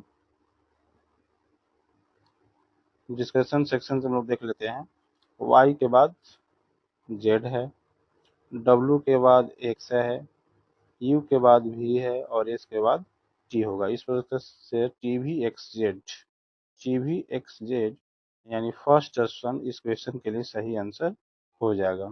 यानी जिस प्रकार से इस फर्स्ट फिगर में जो रिलेशन है, जो संबंध है, उसी प्रकार से हमको इसमें देख लेना था। तो आप वीडियो रोक करके भी आप देख सकते हैं, समझ सकते हैं। क्वेश्चन नंबर 62 है, यदि महीने का 5वां दिन शुक्रवार से 4 दिन पहले है तो उस महीने की 22 तारीख को कौन सा दिन होगा। यदि महीने का पांचवा दिन जो है वो शुक्रवार से 4 दिन पहले हो, तो शुक्रवार से 4 दिन पहले जो है सोमवार हो जाएगा। और ये 5वां दिन है। तो नेक्स्ट सोमवार जो है 5-7-12 यानी 12 को होगा, फिर 12-7-19 और फिर 19-7-26 होगा। और क्वेश्चन पूछ रहा है कि 22 तारीख को कौन सा दिन होगा।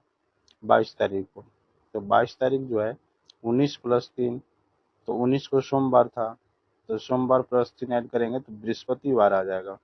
यानी थर्ड ऑप्शन इस क्वेश्चन के लिए सही आंसर हो जाएगा। क्वेश्चन नंबर 63 है, एक निश्चित कोड भाषा में जुपिटर को JUPITER लिखा जाता है, उसी भाषा में होनेस्टी को किस प्रकार लिखा जाएगा। तो आप सबसे पहले ये फर्स्ट फिगर को देख लीजिए, और फर्स्ट फिगर में देख रहे हैं कि जे के सामने जे ले रहा है, और इसके बाद लास्ट में भी आर के सामने आर है, और इसके बाद दो दो गैप करके बीच वाला भी आई के सामने आई है। तो उसी प्रकार से इसमें भी होगा, एच के सामने एच होगा, वाई के सामने वाई होगा, और दोनों बीच दोनों तरफ दो दो गैप करके ई के सामने ई होगा। इसके बाद क्रॉस में आ जाएगा, एन यहाँ है तो एन यहाँ आ जाएगा, एन दूसरा है तो तीसरा नंबर पर, और यहाँ भी इसी प्रकार से टी और एस एक दूसरे के क्रॉस सेक्शन जगह पे आ जाएगा। तो इस प्रकार से इस क्वेश्चन के लिए फोर्थ ऑप्शन HNOETSY यानी फोर्थ ऑप्शन जो इस क्वेश्चन का सही आंसर हो जाएगा। नेक्स्ट क्वेश्चन है, यदि संकारक माइनस को गुना के साथ परस्पर बदल दिया जाए तथा संख्या 4 को 5 के साथ परस्पर बदल दिया जाए तो निम्नलिखित में से कौन सा समीकरण जो है वो सही होगा। तो आप बारी बारी से चारों ऑप्शन पे, यानी जहाँ माइनस होगा वहाँ गुना, और जहाँ गुना होगा वहाँ माइनस का चिन्ह, और इसके बाद जहाँ 4 होगा वहाँ पे 5, और जहाँ 5 होगा वहाँ पे 4। तो इन सभी क्रियाओं को हम लोग करेंगे तो पता चलेगा कि फोर्थ ऑप्शन इस क्वेश्चन के लिए सही आंसर हो जाएगा, यानी दोनों तरफ इक्वल हो जाएगा। अब जैसा कि विकल्प 4 में देख सकते हैं लेकिन बाकी फर्स्ट विकल्प में भी नहीं हो रहा है इक्वल, सेकेंड विकल्प में भी नहीं इक्वल हो रहा है तो ये भी नहीं होगा, और थर्ड विकल्प में भी नहीं हो रहा है। तो फोर्थ विकल्प जो है इस क्वेश्चन का सही आंसर हो जाएगा। क्वेश्चन नंबर 65 है कि 6 मित्र KLMNO तथा P एक ही पंक्ति में बैठकर मैच देख रहे हैं। KLMNO P, इसके बाद दे रहा है कि LMO तथा P लड़कियां हैं। LMO LMO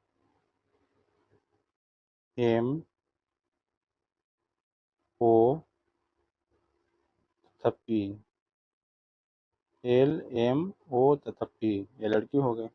इसके बाद कह रहा है कि KN तथा L के पास आइसक्रीम है। KN तथा L, के पास देख रहे हैं आइसक्रीम है, इसके बाद एन के पास भी आइसक्रीम है, सही का टिक लगा हुआ है। इसके बाद एल के पास भी आइसक्रीम है। इसके बाद नेक्स्ट कर रहा है कि जबकि शेष के पास मूंगफली है, यानी के एल और एन को छोड़कर सभी के पास आइसक्रीम है। इसके बाद कह रहा है कि के एम एल तथा एल के पास नारियल पानी है। सामने सामने देख सकते हैं आइसक्रीम, मूंगफली, नारियल पानी और मिल्क शेक है। तो जिसके पास जो सामग्री है उसके उस बॉक्स के ठीक सामने सही का चिन्ह लगा हुआ है। तो क्वेश्चन पूछ रहा है कि निम्नलिखित में से किन दो लड़कियों के पास मूंगफली और मिल्क शेक है। यानी मूंगफली और मिल्क शेक दोनों में जो कॉमन आएगा, जैसे यहाँ देख सकते हैं मूंगफली और मिल्क शेक हो रहा है, यहाँ भी मूंगफली और मिल्क शेक कॉमन आ रहा है, दोनों में टिक लगा हुआ है, यानी ओ और पी के पास, यानी फोर्थ ऑप्शन इस क्वेश्चन का सही आंसर हो जाए। क्वेश्चन नंबर 66 है, किस राज्य या केंद्र शासित प्रदेश में नेताजी सुभाष चंद्र बोस की याद में संकल्प स्मारक बनाया गया है। तो इस क्वेश्चन का जो सही आंसर टिक आंसर होगा वो सेकेंड ऑप्शन हो जाएगा, अंडमान निकोबार।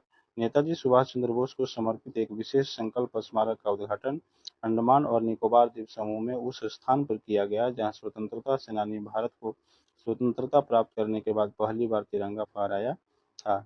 इस स्मारक का उद्घाटन 73 साल बाद उसी दिन हुआ था जब सुभाष चंद्र बोस 29 दिसंबर 1943 को एक विमान में अंडमान और निकोबार की राजधानी पोर्ट ब्लेयर के रनवे पर उतरे थे। क्वेश्चन नंबर 67 है, अमेरिकी सिक्के पर दिखाई देने वाली पहली अश्वेत महिला कौन बनी है? तो इस क्वेश्चन का सही आंसर हो जाएगा माया एंजेलो। माया एंजेलो संयुक्त राज्य अमेरिका यूएस के क्वार्टर सिक्के पर प्रदर्शित होने वाली पहली अश्वेत महिला बन गई है। 25 सेंट का सिक्का जिसमें एंजेलो को भुजाओं के साथ दिखाया गया है, अमेरिकी महिला क्वार्टर कार्यक्रम के एक भाग के रूप में अमेरिकी टकसाल द्वारा यह सिक्का जारी किया गया है। विदाउट फेयर पुस्तक के लेखक कौन है? विदाउट फेयर पुस्तक के लेखक जो हैं वो कुलदीप नैयर हैं, यानी सेकंड ऑप्शन इस क्वेश्चन का सही आंसर हो जाएगा। विदाउट फेयर नामक पुस्तक मशहूर लेखक कुलदीप नैयर ने लिखी है। यह पुस्तक भगत सिंह के जीवन वृत्त पर आधारित है।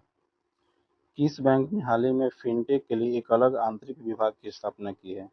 इस क्वेश्चन का जो सही एवं सटीक आंसर होगा वो सेकंड ऑप्शन हो जाएगा भारतीय रिजर्व बैंक। भारतीय रिजर्व बैंक आरबीआई ने भारत में गतिशील रूप से बदलते वित्तीय परिदृश्य पर ध्यान केंद्रित करने के लिए एक आंतरिक फिनटेक विभाग की स्थापना की। एआरबीआई सर्कुलर के अनुसार फिनटेक विभाग की स्थापना 4 जनवरी 2022 को हुई थी। इस विभाग की स्थापना का निर्णय गतिशील रूप से बदलते परिदृश्य के साथ तालमेल रखते हुए फिनटेक क्षेत्र में क्षेत्र और नवाचार पर ध्यान केंद्रित करने के लिए किया गया था। क्वेश्चन नंबर 70 है, किसे इंदिरा गांधी शांति पुरस्कार 2021 दिया गया है? इस क्वेश्चन का जो सेम सटीक आंसर होगा वो प्रथम एक अभिनव शिक्षण संगठन। प्रथम एनजीओ को भारत में शिक्षा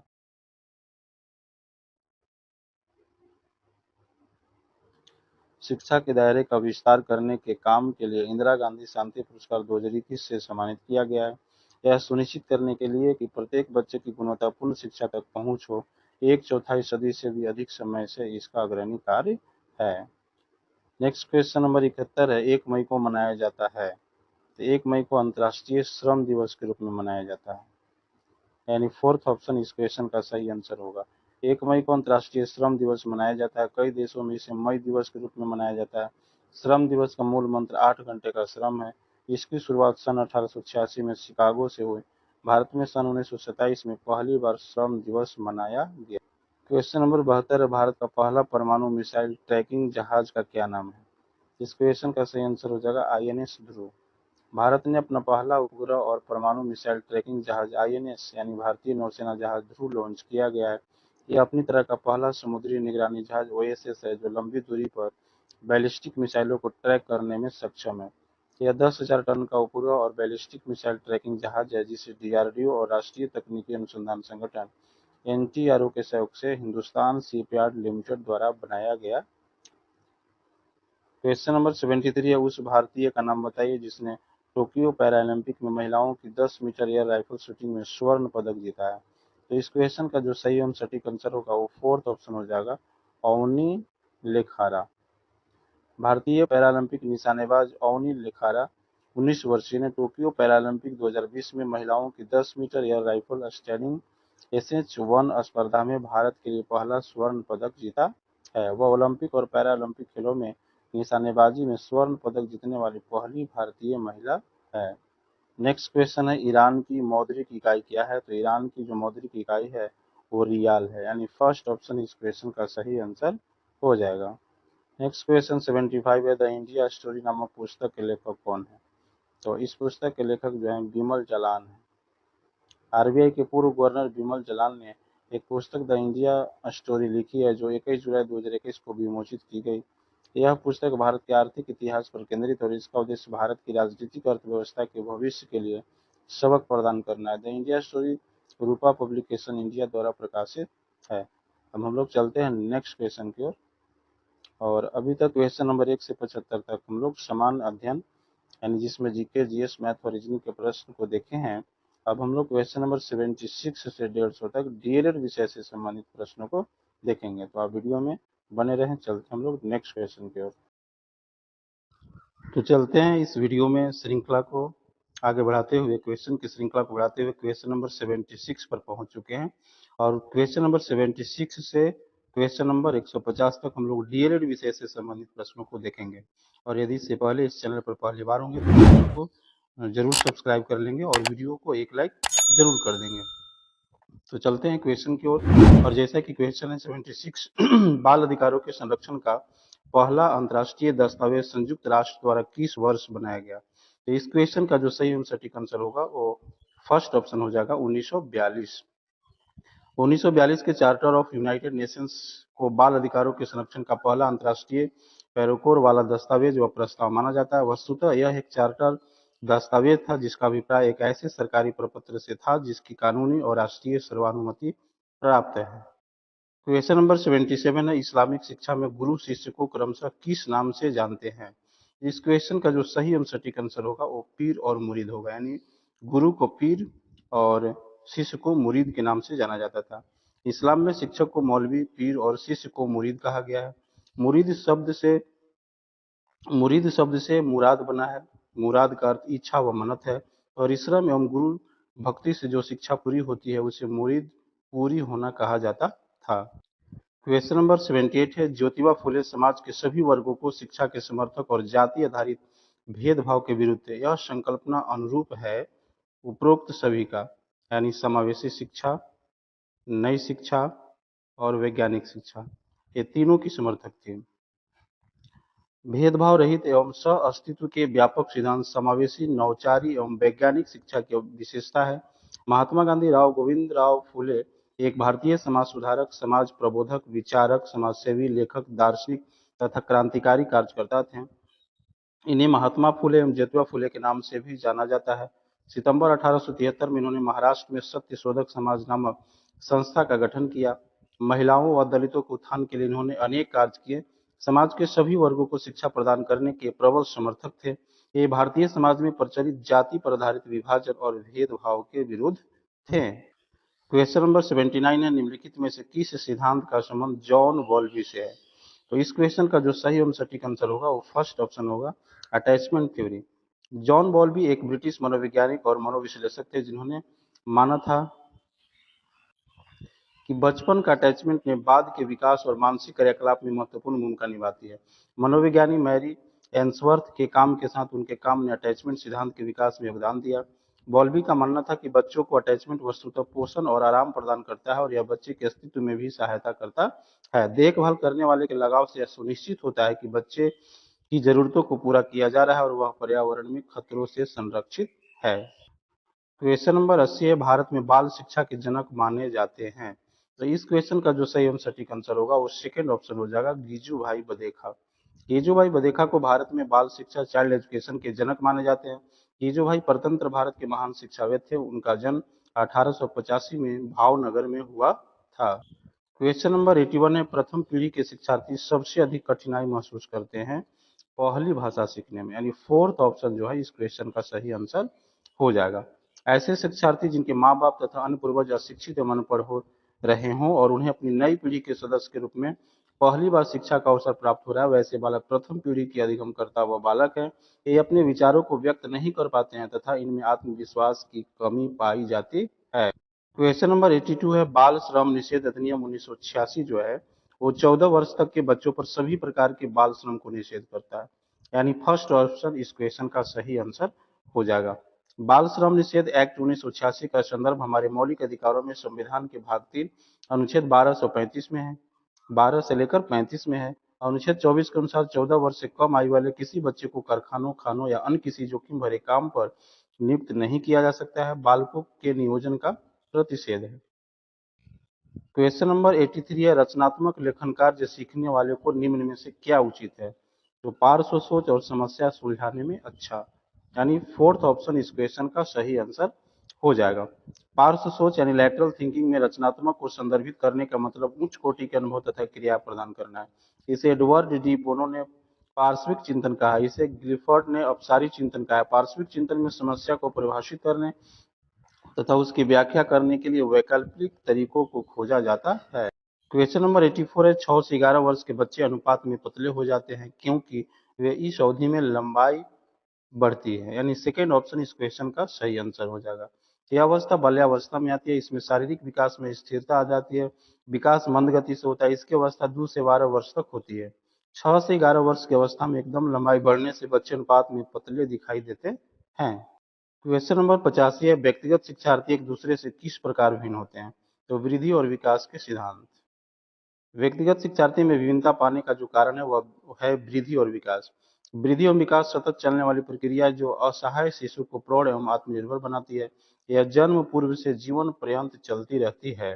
क्वेश्चन नंबर 86 है, शिक्षा के अधिकार अधिनियम के अनुसार बच्चों को एक विशेष वर्ग में प्रवेश के लिए आधार पर प्रस्तावित किया गया है बच्चे की आयु। संसद में 4 अगस्त 2009 के 6 से 14 वर्ष तक के बच्चों के लिए प्रारंभिक शिक्षा कक्षा 1 से 8 तक को मौलिक अधिकार बना दिया गया। यह 86वें संविधान संशोधन के तहत 1 अप्रैल 2010 से पूरे देश में लागू हो गया है। इस अधिनियम के अनुसार यदि कोई बच्चा 6 वर्ष की आयु में प्रथम कक्षा में प्रवेश नहीं ले पाता है तो उसे बाद में उसकी आयु के अनुरूप कक्षा में प्रवेश दिया जाएगा और उसे कक्षा के स्तर तक लाने के लिए अतिरिक्त अध्ययन व प्रशिक्षण की सुविधाएं दी जाएगी। क्वेश्चन नंबर 87 है, प्रथम पीढ़ी के सीखने वाले परिवारों से आने वाले बच्चे होनी चाहिए कक्षा गतिविधियों में एक साथ समूहीकृत, यानी फोर्थ ऑप्शन इस क्वेश्चन का सही आंसर हो जाएगा। ये ऐसे शिक्षार्थी होते हैं जो अपनी पीढ़ी के प्रथम अधिगमकर्ता बालक होते हैं। ऐसे शिक्षार्थी अपनी अभिव्यक्ति को व्यक्त करने में झिझकते हैं। ऐसे विद्यार्थी को विविधतापूर्ण परिवेश में शिक्षण प्रक्रिया से जुड़ने का अवसर प्रदान करना चाहिए, समूह में गतिविधि करानी चाहिए। क्वेश्चन नंबर 88 है, आनुवंशिकता एक सामाजिक संरचना के रूप में माना जाता है स्टैटिक। आनुवंशिकता एक जैविकीय तथ्य है। इसमें एक पीढ़ी से दूसरी पीढ़ी को कुछ गुण हस्तांतरित किए जाते हैं। पूर्वजों के इन हस्तांतरित किए गए शारीरिक और मानसिक लक्षणों के मिश्रित रूप को ही आनुवंशिकता कहा जाता है। यह एक स्टैटिक सामाजिक संरचना का ही रूप है। क्वेश्चन नंबर 89 है, एकीकृत शिक्षा के केंद्र प्रायोजित योजना में विकलांग बच्चों के लिए किस प्रकार के शैक्षणिक अवसर प्रदान करने का उद्देश्य है। इस क्वेश्चन का जो सही एवं सटीक आंसर होगा वह होगा नियमित स्कूल, यानी फर्स्ट ऑप्शन इस क्वेश्चन का सही आंसर हो जाएगा। 1990 के दशक में सन 1994 में स्पेन की राजधानी में आयोजित सम्मेलन में एकीकृत शिक्षा में शिक्षण अधिगम से जुड़ी सामग्री उपलब्ध कराना तथा पाठ्यचर्या में अनुकूल होने पर जोर दिया गया। इसमें समान एवं दिव्यांग दोनों ही प्रकार के छात्र पढ़ते हैं। सभी विकलांगों को सभी प्रकार की सुविधाएं दी जाती है। क्वेश्चन नंबर 90 है, निम्नलिखित में से कौन सा डिसलेक्सिया है। तो यह डिसलेक्सिया जो है पठन विकार को कहा जाता है, यानी फर्स्ट ऑप्शन इस क्वेश्चन का सही आंसर हो जाएगा। डिसलेक्सिया पठन संबंधी विकार, इसमें विद्यार्थी अक्षरों को उल्टे ढंग से प्रस्तुत करते हैं, जैसे सा को वाज। इसमें दृष्टि व स्मृति संबंधी कठिनाई होती है। क्वेश्चन नंबर 91 है, कथन पुरुष आमतौर पर महिलाओं की तुलना में अधिक बुद्धिमान होते हैं। यह जो है लिंग पूर्वाग्रह को प्रदर्शित करता है, यानी थर्ड ऑप्शन इस क्वेश्चन का सही आंसर हो जाएगा। ऐसे समानता पूर्वाग्रह या मतभेद के कारण लैंगिक भेदभाव दिखाई देता है। जब किसी व्यक्ति, जाति, वर्ग या वस्तु के बारे में कोई ऐसी धारणाएं बन जाती है जो सच्चाई से कोसों दूर हो, उन्हें रूढ़िबद्ध धारणाएं कहते हैं। इसमें पूर्व के विचारों के आधार पर किसी से भेदभाव किया जाता है। क्वेश्चन नंबर 92 है, छात्र के गृह कार्य को जांच करने का सबसे अच्छा तरीका है नियमित रूप से शिक्षक द्वारा स्वयं जांच करना, यानी फोर्थ ऑप्शन इस क्वेश्चन का सही आंसर हो जाएगा। छात्र के होमवर्क की जांच करने के लिए शिक्षक को स्वयं प्रयास करना चाहिए ताकि विद्यार्थी की गलतियों की समीक्षा हो सके और उन्हें गलती बताकर सुधार सके, ताकि विद्यार्थी भविष्य में उसे गलती को न करे। क्वेश्चन नंबर 93 है, लड़कियों की शिक्षा को प्राथमिकता दी जानी चाहिए क्योंकि पूर्व में लड़कियों के साथ बुरी तरह भेदभाव हुआ है, यानी थर्ड ऑप्शन इस क्वेश्चन का सही आंसर हो जाएगा। हमारा समाज पितृ सत्तात्मक या पुरुष प्रधान है। शुरू से ही महिलाओं के साथ अत्याचार होता रहा है। उन्हें शिक्षा से हमेशा वंचित किया गया है। पुरुषों के मुकाबले उन्हें कम आंका गया, इसलिए लड़कियों की शिक्षा को प्राथमिकता देनी चाहिए।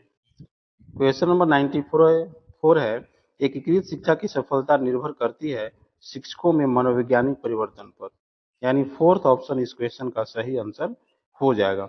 एकीकृत शिक्षा में सामान्य तथा असामान्य दोनों प्रकार के छात्र पढ़ते हैं। सभी विकलांगों को सभी प्रकार की सुविधाएं दी जाती है।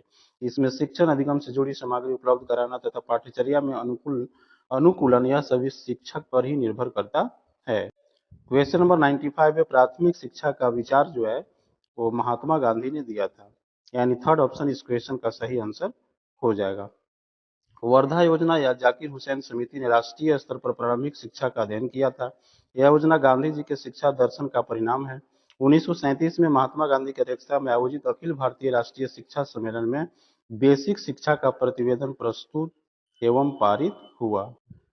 क्वेश्चन नंबर 96 है, सीखने से संबंधित छात्र की समस्याओं के लिए सबसे अच्छा उपाय है नैदानिक शिक्षा, यानी फोर्थ ऑप्शन इस क्वेश्चन का सही आंसर हो जाएगा। सीखने से संबंधित छात्र की समस्याओं का पता लगाने के लिए शिक्षक को नैदानिक शिक्षा का पालन करना चाहिए, जिससे उसकी कमियों का पता चल सके और छात्रों की कमजोरी को दूर करने हेतु शिक्षक को उपचारात्मक विधि अपनानी चाहिए। क्वेश्चन नंबर 97 है, सामाजिक समानता समर्थित है समाजवाद द्वारा। यानी फोर्थ ऑप्शन इस क्वेश्चन का सही आंसर हो जाएगा। सामाजिक समानता से अभिप्राय है समाज में सामाजिक, आर्थिक, राजनीतिक के रूप में कोई भेदभाव नहीं होगा। यह राज्य के नीति निर्देशक तत्व जो भाग 4 अनुच्छेद 36 से लेकर 51 में वर्णित है। अनुच्छेद 38 में लोक कल्याण की बात कही गई है जो समाजवाद पर आधारित है। क्वेश्चन नंबर 98 है मानव समाज की मूलभूत इकाई के रूप में जाना जाता है परिवार को।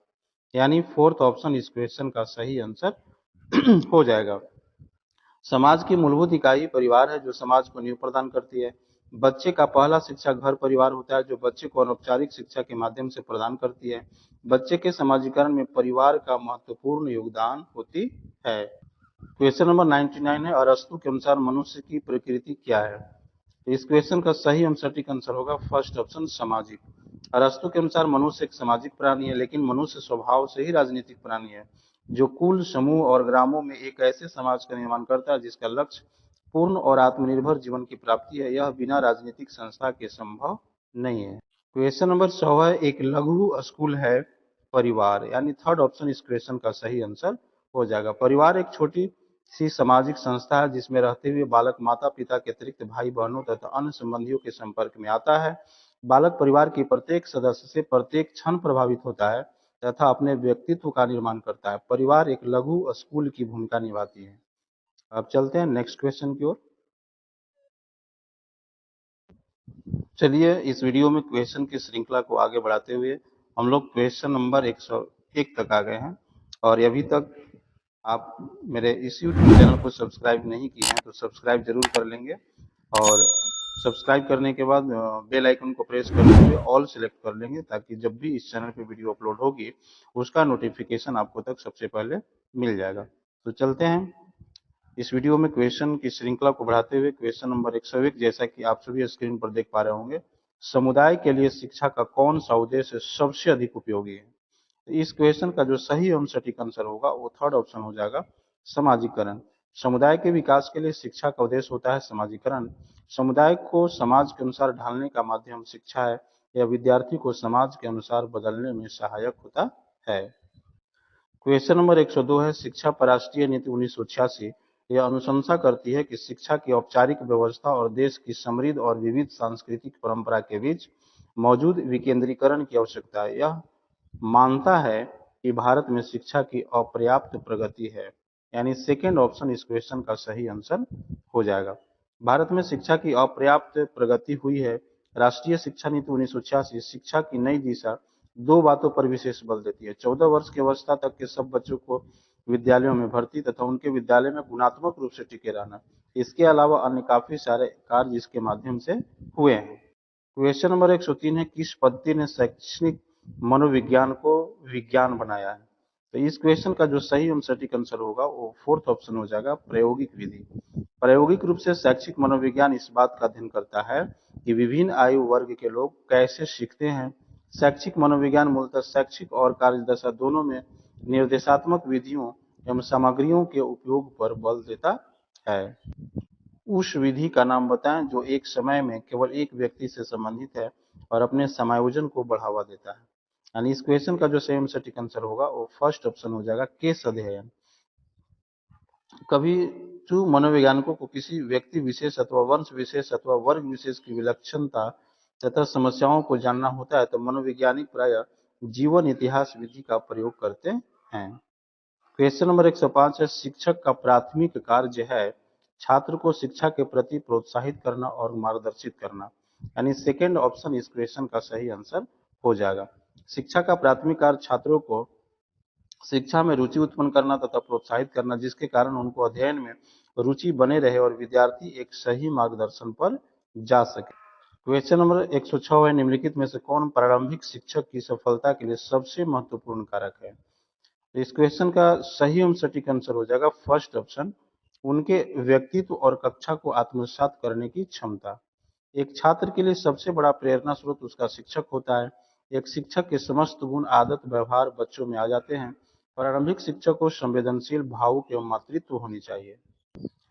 दो शब्द भावना और प्रेरणा एक ही लैटिन मूल से आए हैं वो हैं मूवर। यानी फोर्थ ऑप्शन इस क्वेश्चन का सही आंसर हो जाएगा। मूवर लैटिन शब्द मोटम या मूवर से बना है, जिसका अर्थ है मूव, मोटर या मोशन। इसमें अभिप्रेरणा का तात्पर्य उस अवस्था से जो व्यक्ति को किसी क्रिया की ओर प्रेरित करे। यह एक आंतरिक अवस्था कही जाती है। मास्लो के अनुसार आत्म वास्तविकता प्रवृत्ति है ग्रोथ प्रेरणा, यानी थर्ड ऑप्शन इस क्वेश्चन का सही आंसर हो जाएगा। मैस्लो ने बताया कि मानव आवश्यकताओं की व्याख्या एक अनुक्रम या पीढ़ी के रूप में किया जाता है। यह एक बढ़ते क्रम में होती है। आत्म सिद्धि की आवश्यकता, इसके बाद सम्मान की आवश्यकता, सामाजिक की आवश्यकता, सुरक्षा की आवश्यकता, शारीरिक आवश्यकता, इसके बाद अभिप्रेरणा का आवश्यकता का सिद्धांत। प्रयोजन यानी मोटिव संबंधित है व्यवहार से अनुमानित। अभिप्रेरणा एक आंतरिक प्रक्रिया की अवस्था को कहा जाता है। अभिप्रेरणा से शिक्षार्थियों में कुछ क्रियाएं उत्पन्न होती है। क्रियाएं किसी लक्ष्य या उद्देश्य की प्राप्ति की दिशा में की जाती है। यह लक्ष्य प्राप्ति तक जारी रहती है। इसमें चौथा विकल्प भी समान भाव दे रहा है, यानी व्यवहार का अनुमान लगाने के लिए प्रयुक्त होता है। तो मेरे विचार से दोनों ऑप्शन यहाँ पर सटीक दिख रही है। क्वेश्चन नंबर 110 है सफलता की जरूरत, सफलता की उम्मीद और सफलता का प्रोत्साहन मूल्य ऐसे तीन प्रेरक कारक हैं जो कि उनकी ताकत का निर्धारण करते हैं उपलब्धि की आवश्यकता का, यानी फोर्थ ऑप्शन इस क्वेश्चन का सही आंसर हो जाएगा। हमें अपनी उपलब्धि स्तर का पता होना चाहिए। सफलता की जरूरत, सफलता की उम्मीद, सफलता का प्रोत्साहन मूल्य जो उपलब्धि की आवश्यकता को प्रदर्शित करती है। इसका स्तर जितना ऊपर होगा उपलब्धि का स्तर भी उतना ही होगा। क्वेश्चन नंबर 111 है वह तकनीक जिससे जरूरत और तत्परता मापन किया जाता है तथा जिसके साथ काम को प्रेरणा की विभिन्न स्थितियों के तहत सीखा जाता है।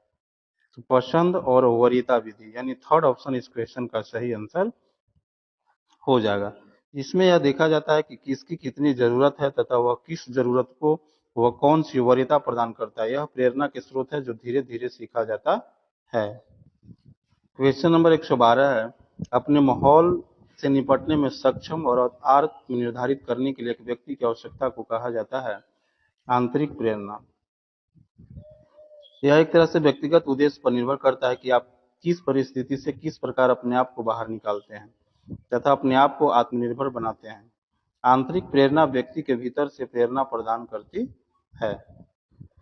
क्वेश्चन नंबर 113 है आंतरिक प्रेरणा सिद्धांत किसके द्वारा विकसित किया गया है।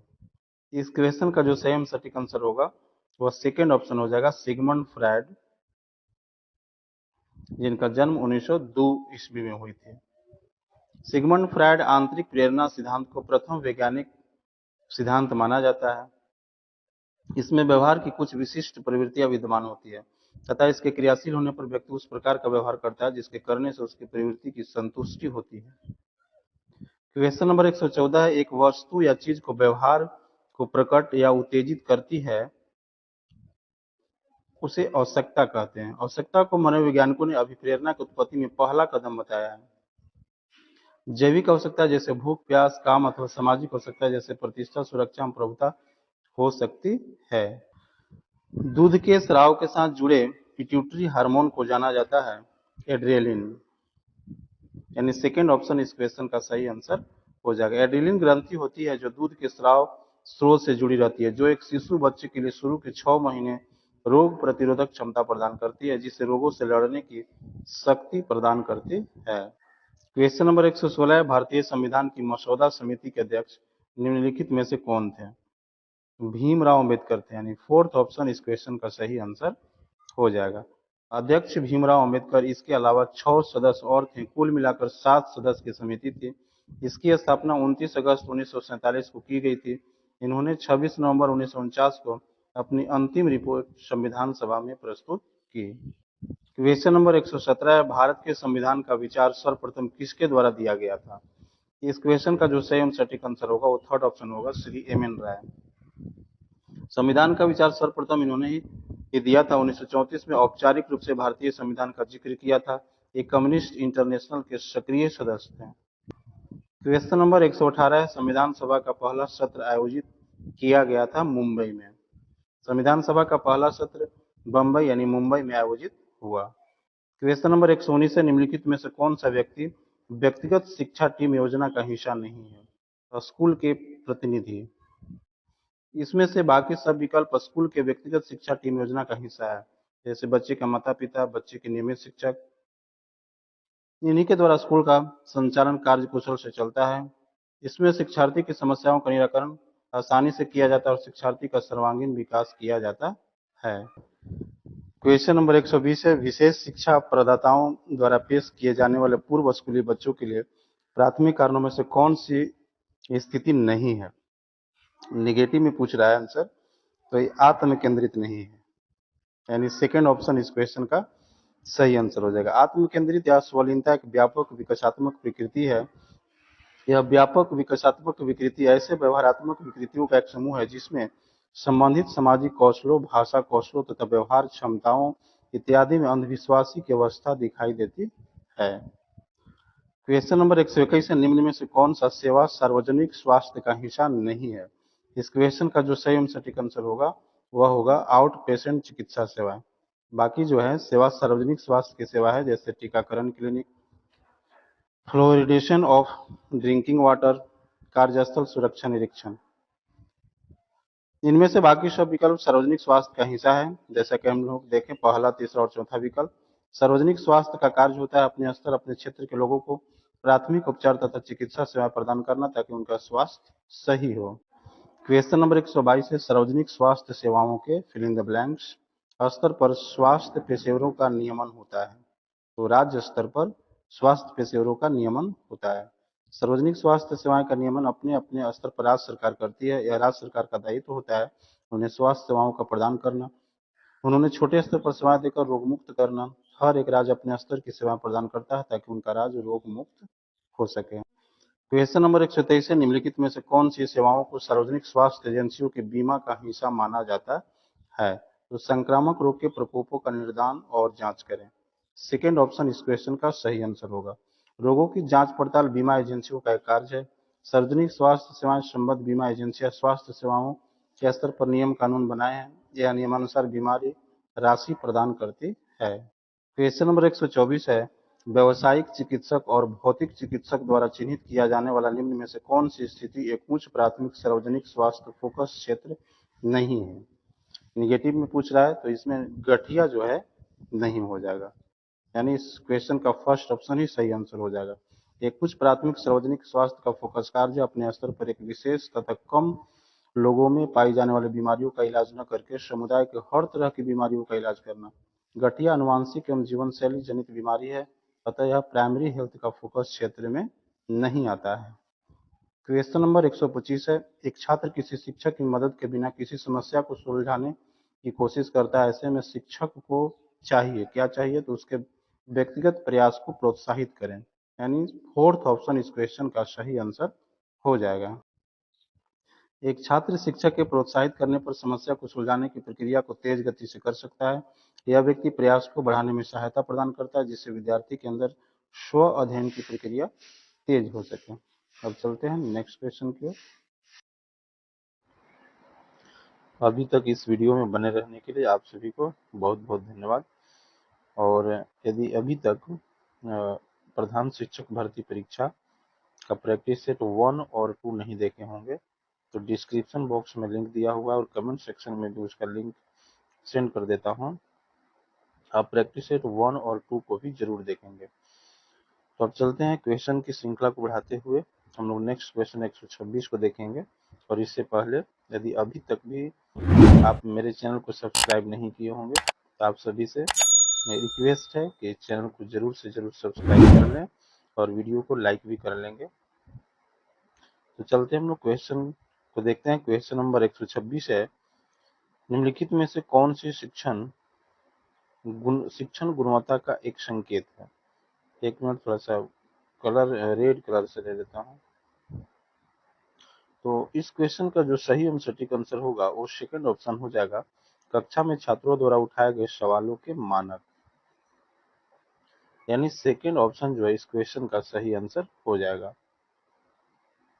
कक्षा में उठाए प्रश्नों का अर्थ है जिज्ञासा। कक्षा में उठाए गए एक एक प्रश्न शिक्षक गुणवत्ता को प्रदर्शित करते हैं। प्रश्न पूछना शिक्षार्थी के सक्रिय क्रियाशीलन तथा अध्ययन रुचि को प्रदर्शित करता है। क्वेश्चन नंबर 127 है, एक शिक्षक को शिक्षा कि ज्ञान के दर्शन के अध्ययन की आवश्यकता है, क्योंकि अपने शिक्षण व्यवहार को नियंत्रित करने के लिए नए विचार प्राप्ति हेतु। यानी फोर्थ ऑप्शन इस क्वेश्चन का सही आंसर हो जाएगा। दर्शन के कारण ही शिक्षक आने वाली समस्याओं का निराकरण कर सकता है तथा शिक्षण व्यवस्था में शिक्षार्थी को अधिगम के लिए नए नए विचारों का समावेश करता है, जिसके कारण शिक्षण व्यवस्था को और प्रभावी रूप से कार्यान्वित करता है। क्वेश्चन नंबर 128 है, मूल्य हर इंसान में निहित है, यह परिलक्षित होता है आदर्शवाद। यानी फोर्थ ऑप्शन इस क्वेश्चन का सही आंसर हो जाएगा। आदर्शवाद ने शिक्षा के सभी पक्षों को प्रभावित किया, परंतु शिक्षा के उद्देश्य निर्धारित करने में इसकी भूमिका महत्वपूर्ण रही है। शिक्षा का आधार चरित्र निर्माण है, इसमें नैतिकता की शिक्षा महत्वपूर्ण मानी जाती है। क्वेश्चन नंबर 129 है, कक्षा में आदर्श स्थिति वह है कि जिसमें व्याख्याता और छात्र विषय पर चर्चा करे, ये तो नहीं होगा। व्याख्यान देने के दौरान व्याख्याता ऑडियो विजुअल साधनों का उपयोग करे, ये भी नहीं होगा। सेकेंड ऑप्शन आप ध्यान से देखेंगे कि छात्र पूरी तैयारी के साथ कक्षा में आए और व्याख्याता की उपस्थिति में विषय पर एक दूसरे के साथ चर्चा करें। यानी सिर्फ केवल दो ऑप्शन ही सही होगा, सेकेंड ऑप्शन। यानी थर्ड विकल्प जो है इस क्वेश्चन के लिए सही आंसर हो जाएगा। कक्षा में आदर्श स्थिति वही होती है जो अध्ययन में जो छात्र की सक्रियता तथा सहभागिता को बढ़ावा दे। सामूहिक चर्चा के कारण समाजीकरण तथा अभिव्यक्ति का अवसर मिलता है। क्वेश्चन नंबर 130 है, अपने छात्रों को समझने के लिए निम्न में से एक शिक्षक को अच्छी तरह से जानकारी होना चाहिए। बाल मनोविज्ञान की, बच्चों को समझने की ओर झुकाव, छात्रों की विषय वस्तु पर राय। यानी तीनों ऑप्शन इस क्वेश्चन में सही हो जाएगा। यानी फोर्थ ऑप्शन इस क्वेश्चन के लिए सही आंसर होगा। क्वेश्चन नंबर 131 है, शिक्षण की कौन सी विधि ज्ञान के अधिकतम उपयोग को प्रोत्साहित करती है। तो चारों विकल्प को देखेंगे तो पता चलेगा कि थर्ड ऑप्शन जो है इस क्वेश्चन का सही आंसर हो जाएगा, स्व अध्ययन विधि, यानी सेल्फ स्टडी मेथड। स्व अध्ययन विधि स्वाध्याय वस्तुतः तत्परता, चिंतन और समझ का प्रतीक है। यह परिपक्व मन स्थिति का द्योतक भी है। क्वेश्चन नंबर 132 है, निम्न में से कौन सी महत्वपूर्ण विशेषताएं एक खुली किताब परीक्षा पद्धति की है। इस क्वेश्चन का जो सही और सटीक आंसर होगा वो थर्ड ऑप्शन हो जाएगा। यह परीक्षा से संबंधित छात्रों की चिंता को कम कर देता है। खुली किताब परीक्षा का मुख्य उद्देश्य यह है कि बच्चों को परीक्षा से होने वाली चिंता को कम करे। खुली किताब का माध्यम से छात्रों को सोचने की प्रक्रिया में सहायता प्रदान करता है, ताकि वह अपनी तार्किक शक्ति का विकास कर सके। क्वेश्चन नंबर 133 है, कक्षा गतिविधियों और निर्देशों को व्यवस्थित करने के लिए उपयोग किए जाने वाले वह तरीका जो एक खुशहाल और उत्पादक शैक्षिक वातावरण का निर्माण करता है। तो इस क्वेश्चन का जो सही और सटीक आंसर होगा वह होगा फर्स्ट ऑप्शन, सहकारी शिक्षा। सहकारी शिक्षा का अर्थ है सामूहिक तथा सहयोगात्मक शिक्षा प्रदान करना, ताकि कक्षा का माहौल खुशनुमा बना रहे और शिक्षार्थी का अधिगम सामूहिक तथा व्यक्तिगत रूप से हो सके। सामूहिक शिक्षा में समाजीकरण का विकास भी होता है। क्वेश्चन नंबर 134 है, शिक्षक के कार्यों के अध्ययन के अनुसार एक शिक्षक के लिए अपनी कक्षा प्रबंधन योजना को परिभाषित और कार्यान्वित करने के लिए सबसे महत्वपूर्ण समय जो है वो फर्स्ट ऑप्शन हो जाएगा, स्कूल वर्ष के पहले कुछ दिनों के दौरान होता है। स्कूल वर्ष के शुरुआती दिनों अपनी कक्षा प्रबंधन योजना तथा कार्यान्वयन को प्रभावित कर देना चाहिए, ताकि शिक्षण का उद्देश्य निश्चित हो तथा शिक्षण व्यवस्था में उपयोग होने वाली सामग्री को भी तैयार रखें। क्वेश्चन नंबर 135 है, अध्यापक कक्षा की गति को बिना रोके कक्षा के दुर्व्यवहार को कैसे समाप्त कर सकते हैं। तो इस क्वेश्चन का जो सही एवं सटीक आंसर होगा वह होगा फर्स्ट ऑप्शन, एक टोकन अर्थव्यवस्था स्थापित करके जिसमें छात्रों को कार्य पर रहने के लिए पुरस्कृत किया जाता है। दुर्व्यवहार को रोकने का सबसे महत्वपूर्ण तरीका है विद्यार्थियों को पुरस्कृत करना, जिससे कक्षा में दुर्व्यवहार की गतिविधियों को नियंत्रित कर सके और अध्ययन की प्रक्रिया में अपना सहयोग दे तथा अध्ययन प्रक्रिया को सुचारू रूप से चलने दे। क्वेश्चन नंबर 136 है, इनमें से कौन सा औपचारिक मूल्यांकन नहीं है। क्वेश्चन पर ध्यान देंगे, इनमें से कौन सा औपचारिक मूल्यांकन नहीं है। तो इस क्वेश्चन का जो सही हम सटीक आंसर होगा वो फोर्थ ऑप्शन हो जाएगा, चर्चा। बाकी तीनों जो है औपचारिक मूल्यांकन है, असाइनमेंट, पेपर और प्रश्नोत्तरी, ये तीनों औपचारिक मूल्यांकन है। लेकिन क्वेश्चन पूछ रहा है कि इनमें से कौन सा औपचारिक मूल्यांकन नहीं है। तो ऐसे कंडीशन में फोर्थ ऑप्शन जो है इस क्वेश्चन के लिए सही आंसर हो जाएगा। औपचारिक मूल्यांकन का अर्थ है ऐसा मूल्यांकन जो हर प्रकार से ही निश्चित होता है, जिसमें छात्र, शिक्षक, समय, स्थान, पाठ्यक्रम, मूल्यांकन आदि सभी निश्चित होता है। चर्चा तो बिना निश्चित समय के भी हो सकता है। क्वेश्चन नंबर 137 है, निम्नलिखित में से कौन सा आकस्मिक मूल्यांकन नहीं है। तो इस क्वेश्चन का जो सही आंसर हो जाएगा वो फर्स्ट ऑप्शन हो जाएगा, असाइनमेंट। बाकी जो है आकस्मिक मूल्यांकन है, अवलोकन, रेटिंग स्केल और चर्चा। क्वेश्चन नंबर 138 है, शिक्षा में फिल इन द ब्लैंक्स जन्म से वृद्धावस्था के माध्यम से प्राप्त अनुभव बताती है। तो इस क्वेश्चन का जो सेम सटीक आंसर होगा वो फर्स्ट ऑप्शन ही हो जाएगा, प्रशिक्षण। सीखना एक ऐसी प्रक्रिया है जिसमें अनुभव और प्रशिक्षण के फलस्वरूप किसी सीखने वाले के व्यवहार में एक अपेक्षाकृत अस्थायी परिवर्तन लाए जा सकते हैं। यह जन्म से वृद्धावस्था तक चलने वाली प्रक्रिया है। क्वेश्चन नंबर 139 है, ह्यूमन फैक्टर के अनुसार व्यक्तियों के आज के उनके प्रदर्शन में परिवर्तन फिल इन द ब्लैंक्स में हो सकता है। तो इस क्वेश्चन का जो सही आंसर टिक होगा वो फर्स्ट ऑप्शन जो है आंसर हो जाएगा। आज के उनके प्रदर्शन से अभिप्राय है विद्यार्थी का दिन प्रतिदिन की शिक्षा का अवलोकन करके उनका मूल्यांकन करना। यह प्रक्रिया प्रतिदिन चलती है, जबकि मूल्यांकन एक दिन की प्रक्रिया न होकर निरंतर चलने वाली प्रक्रिया है।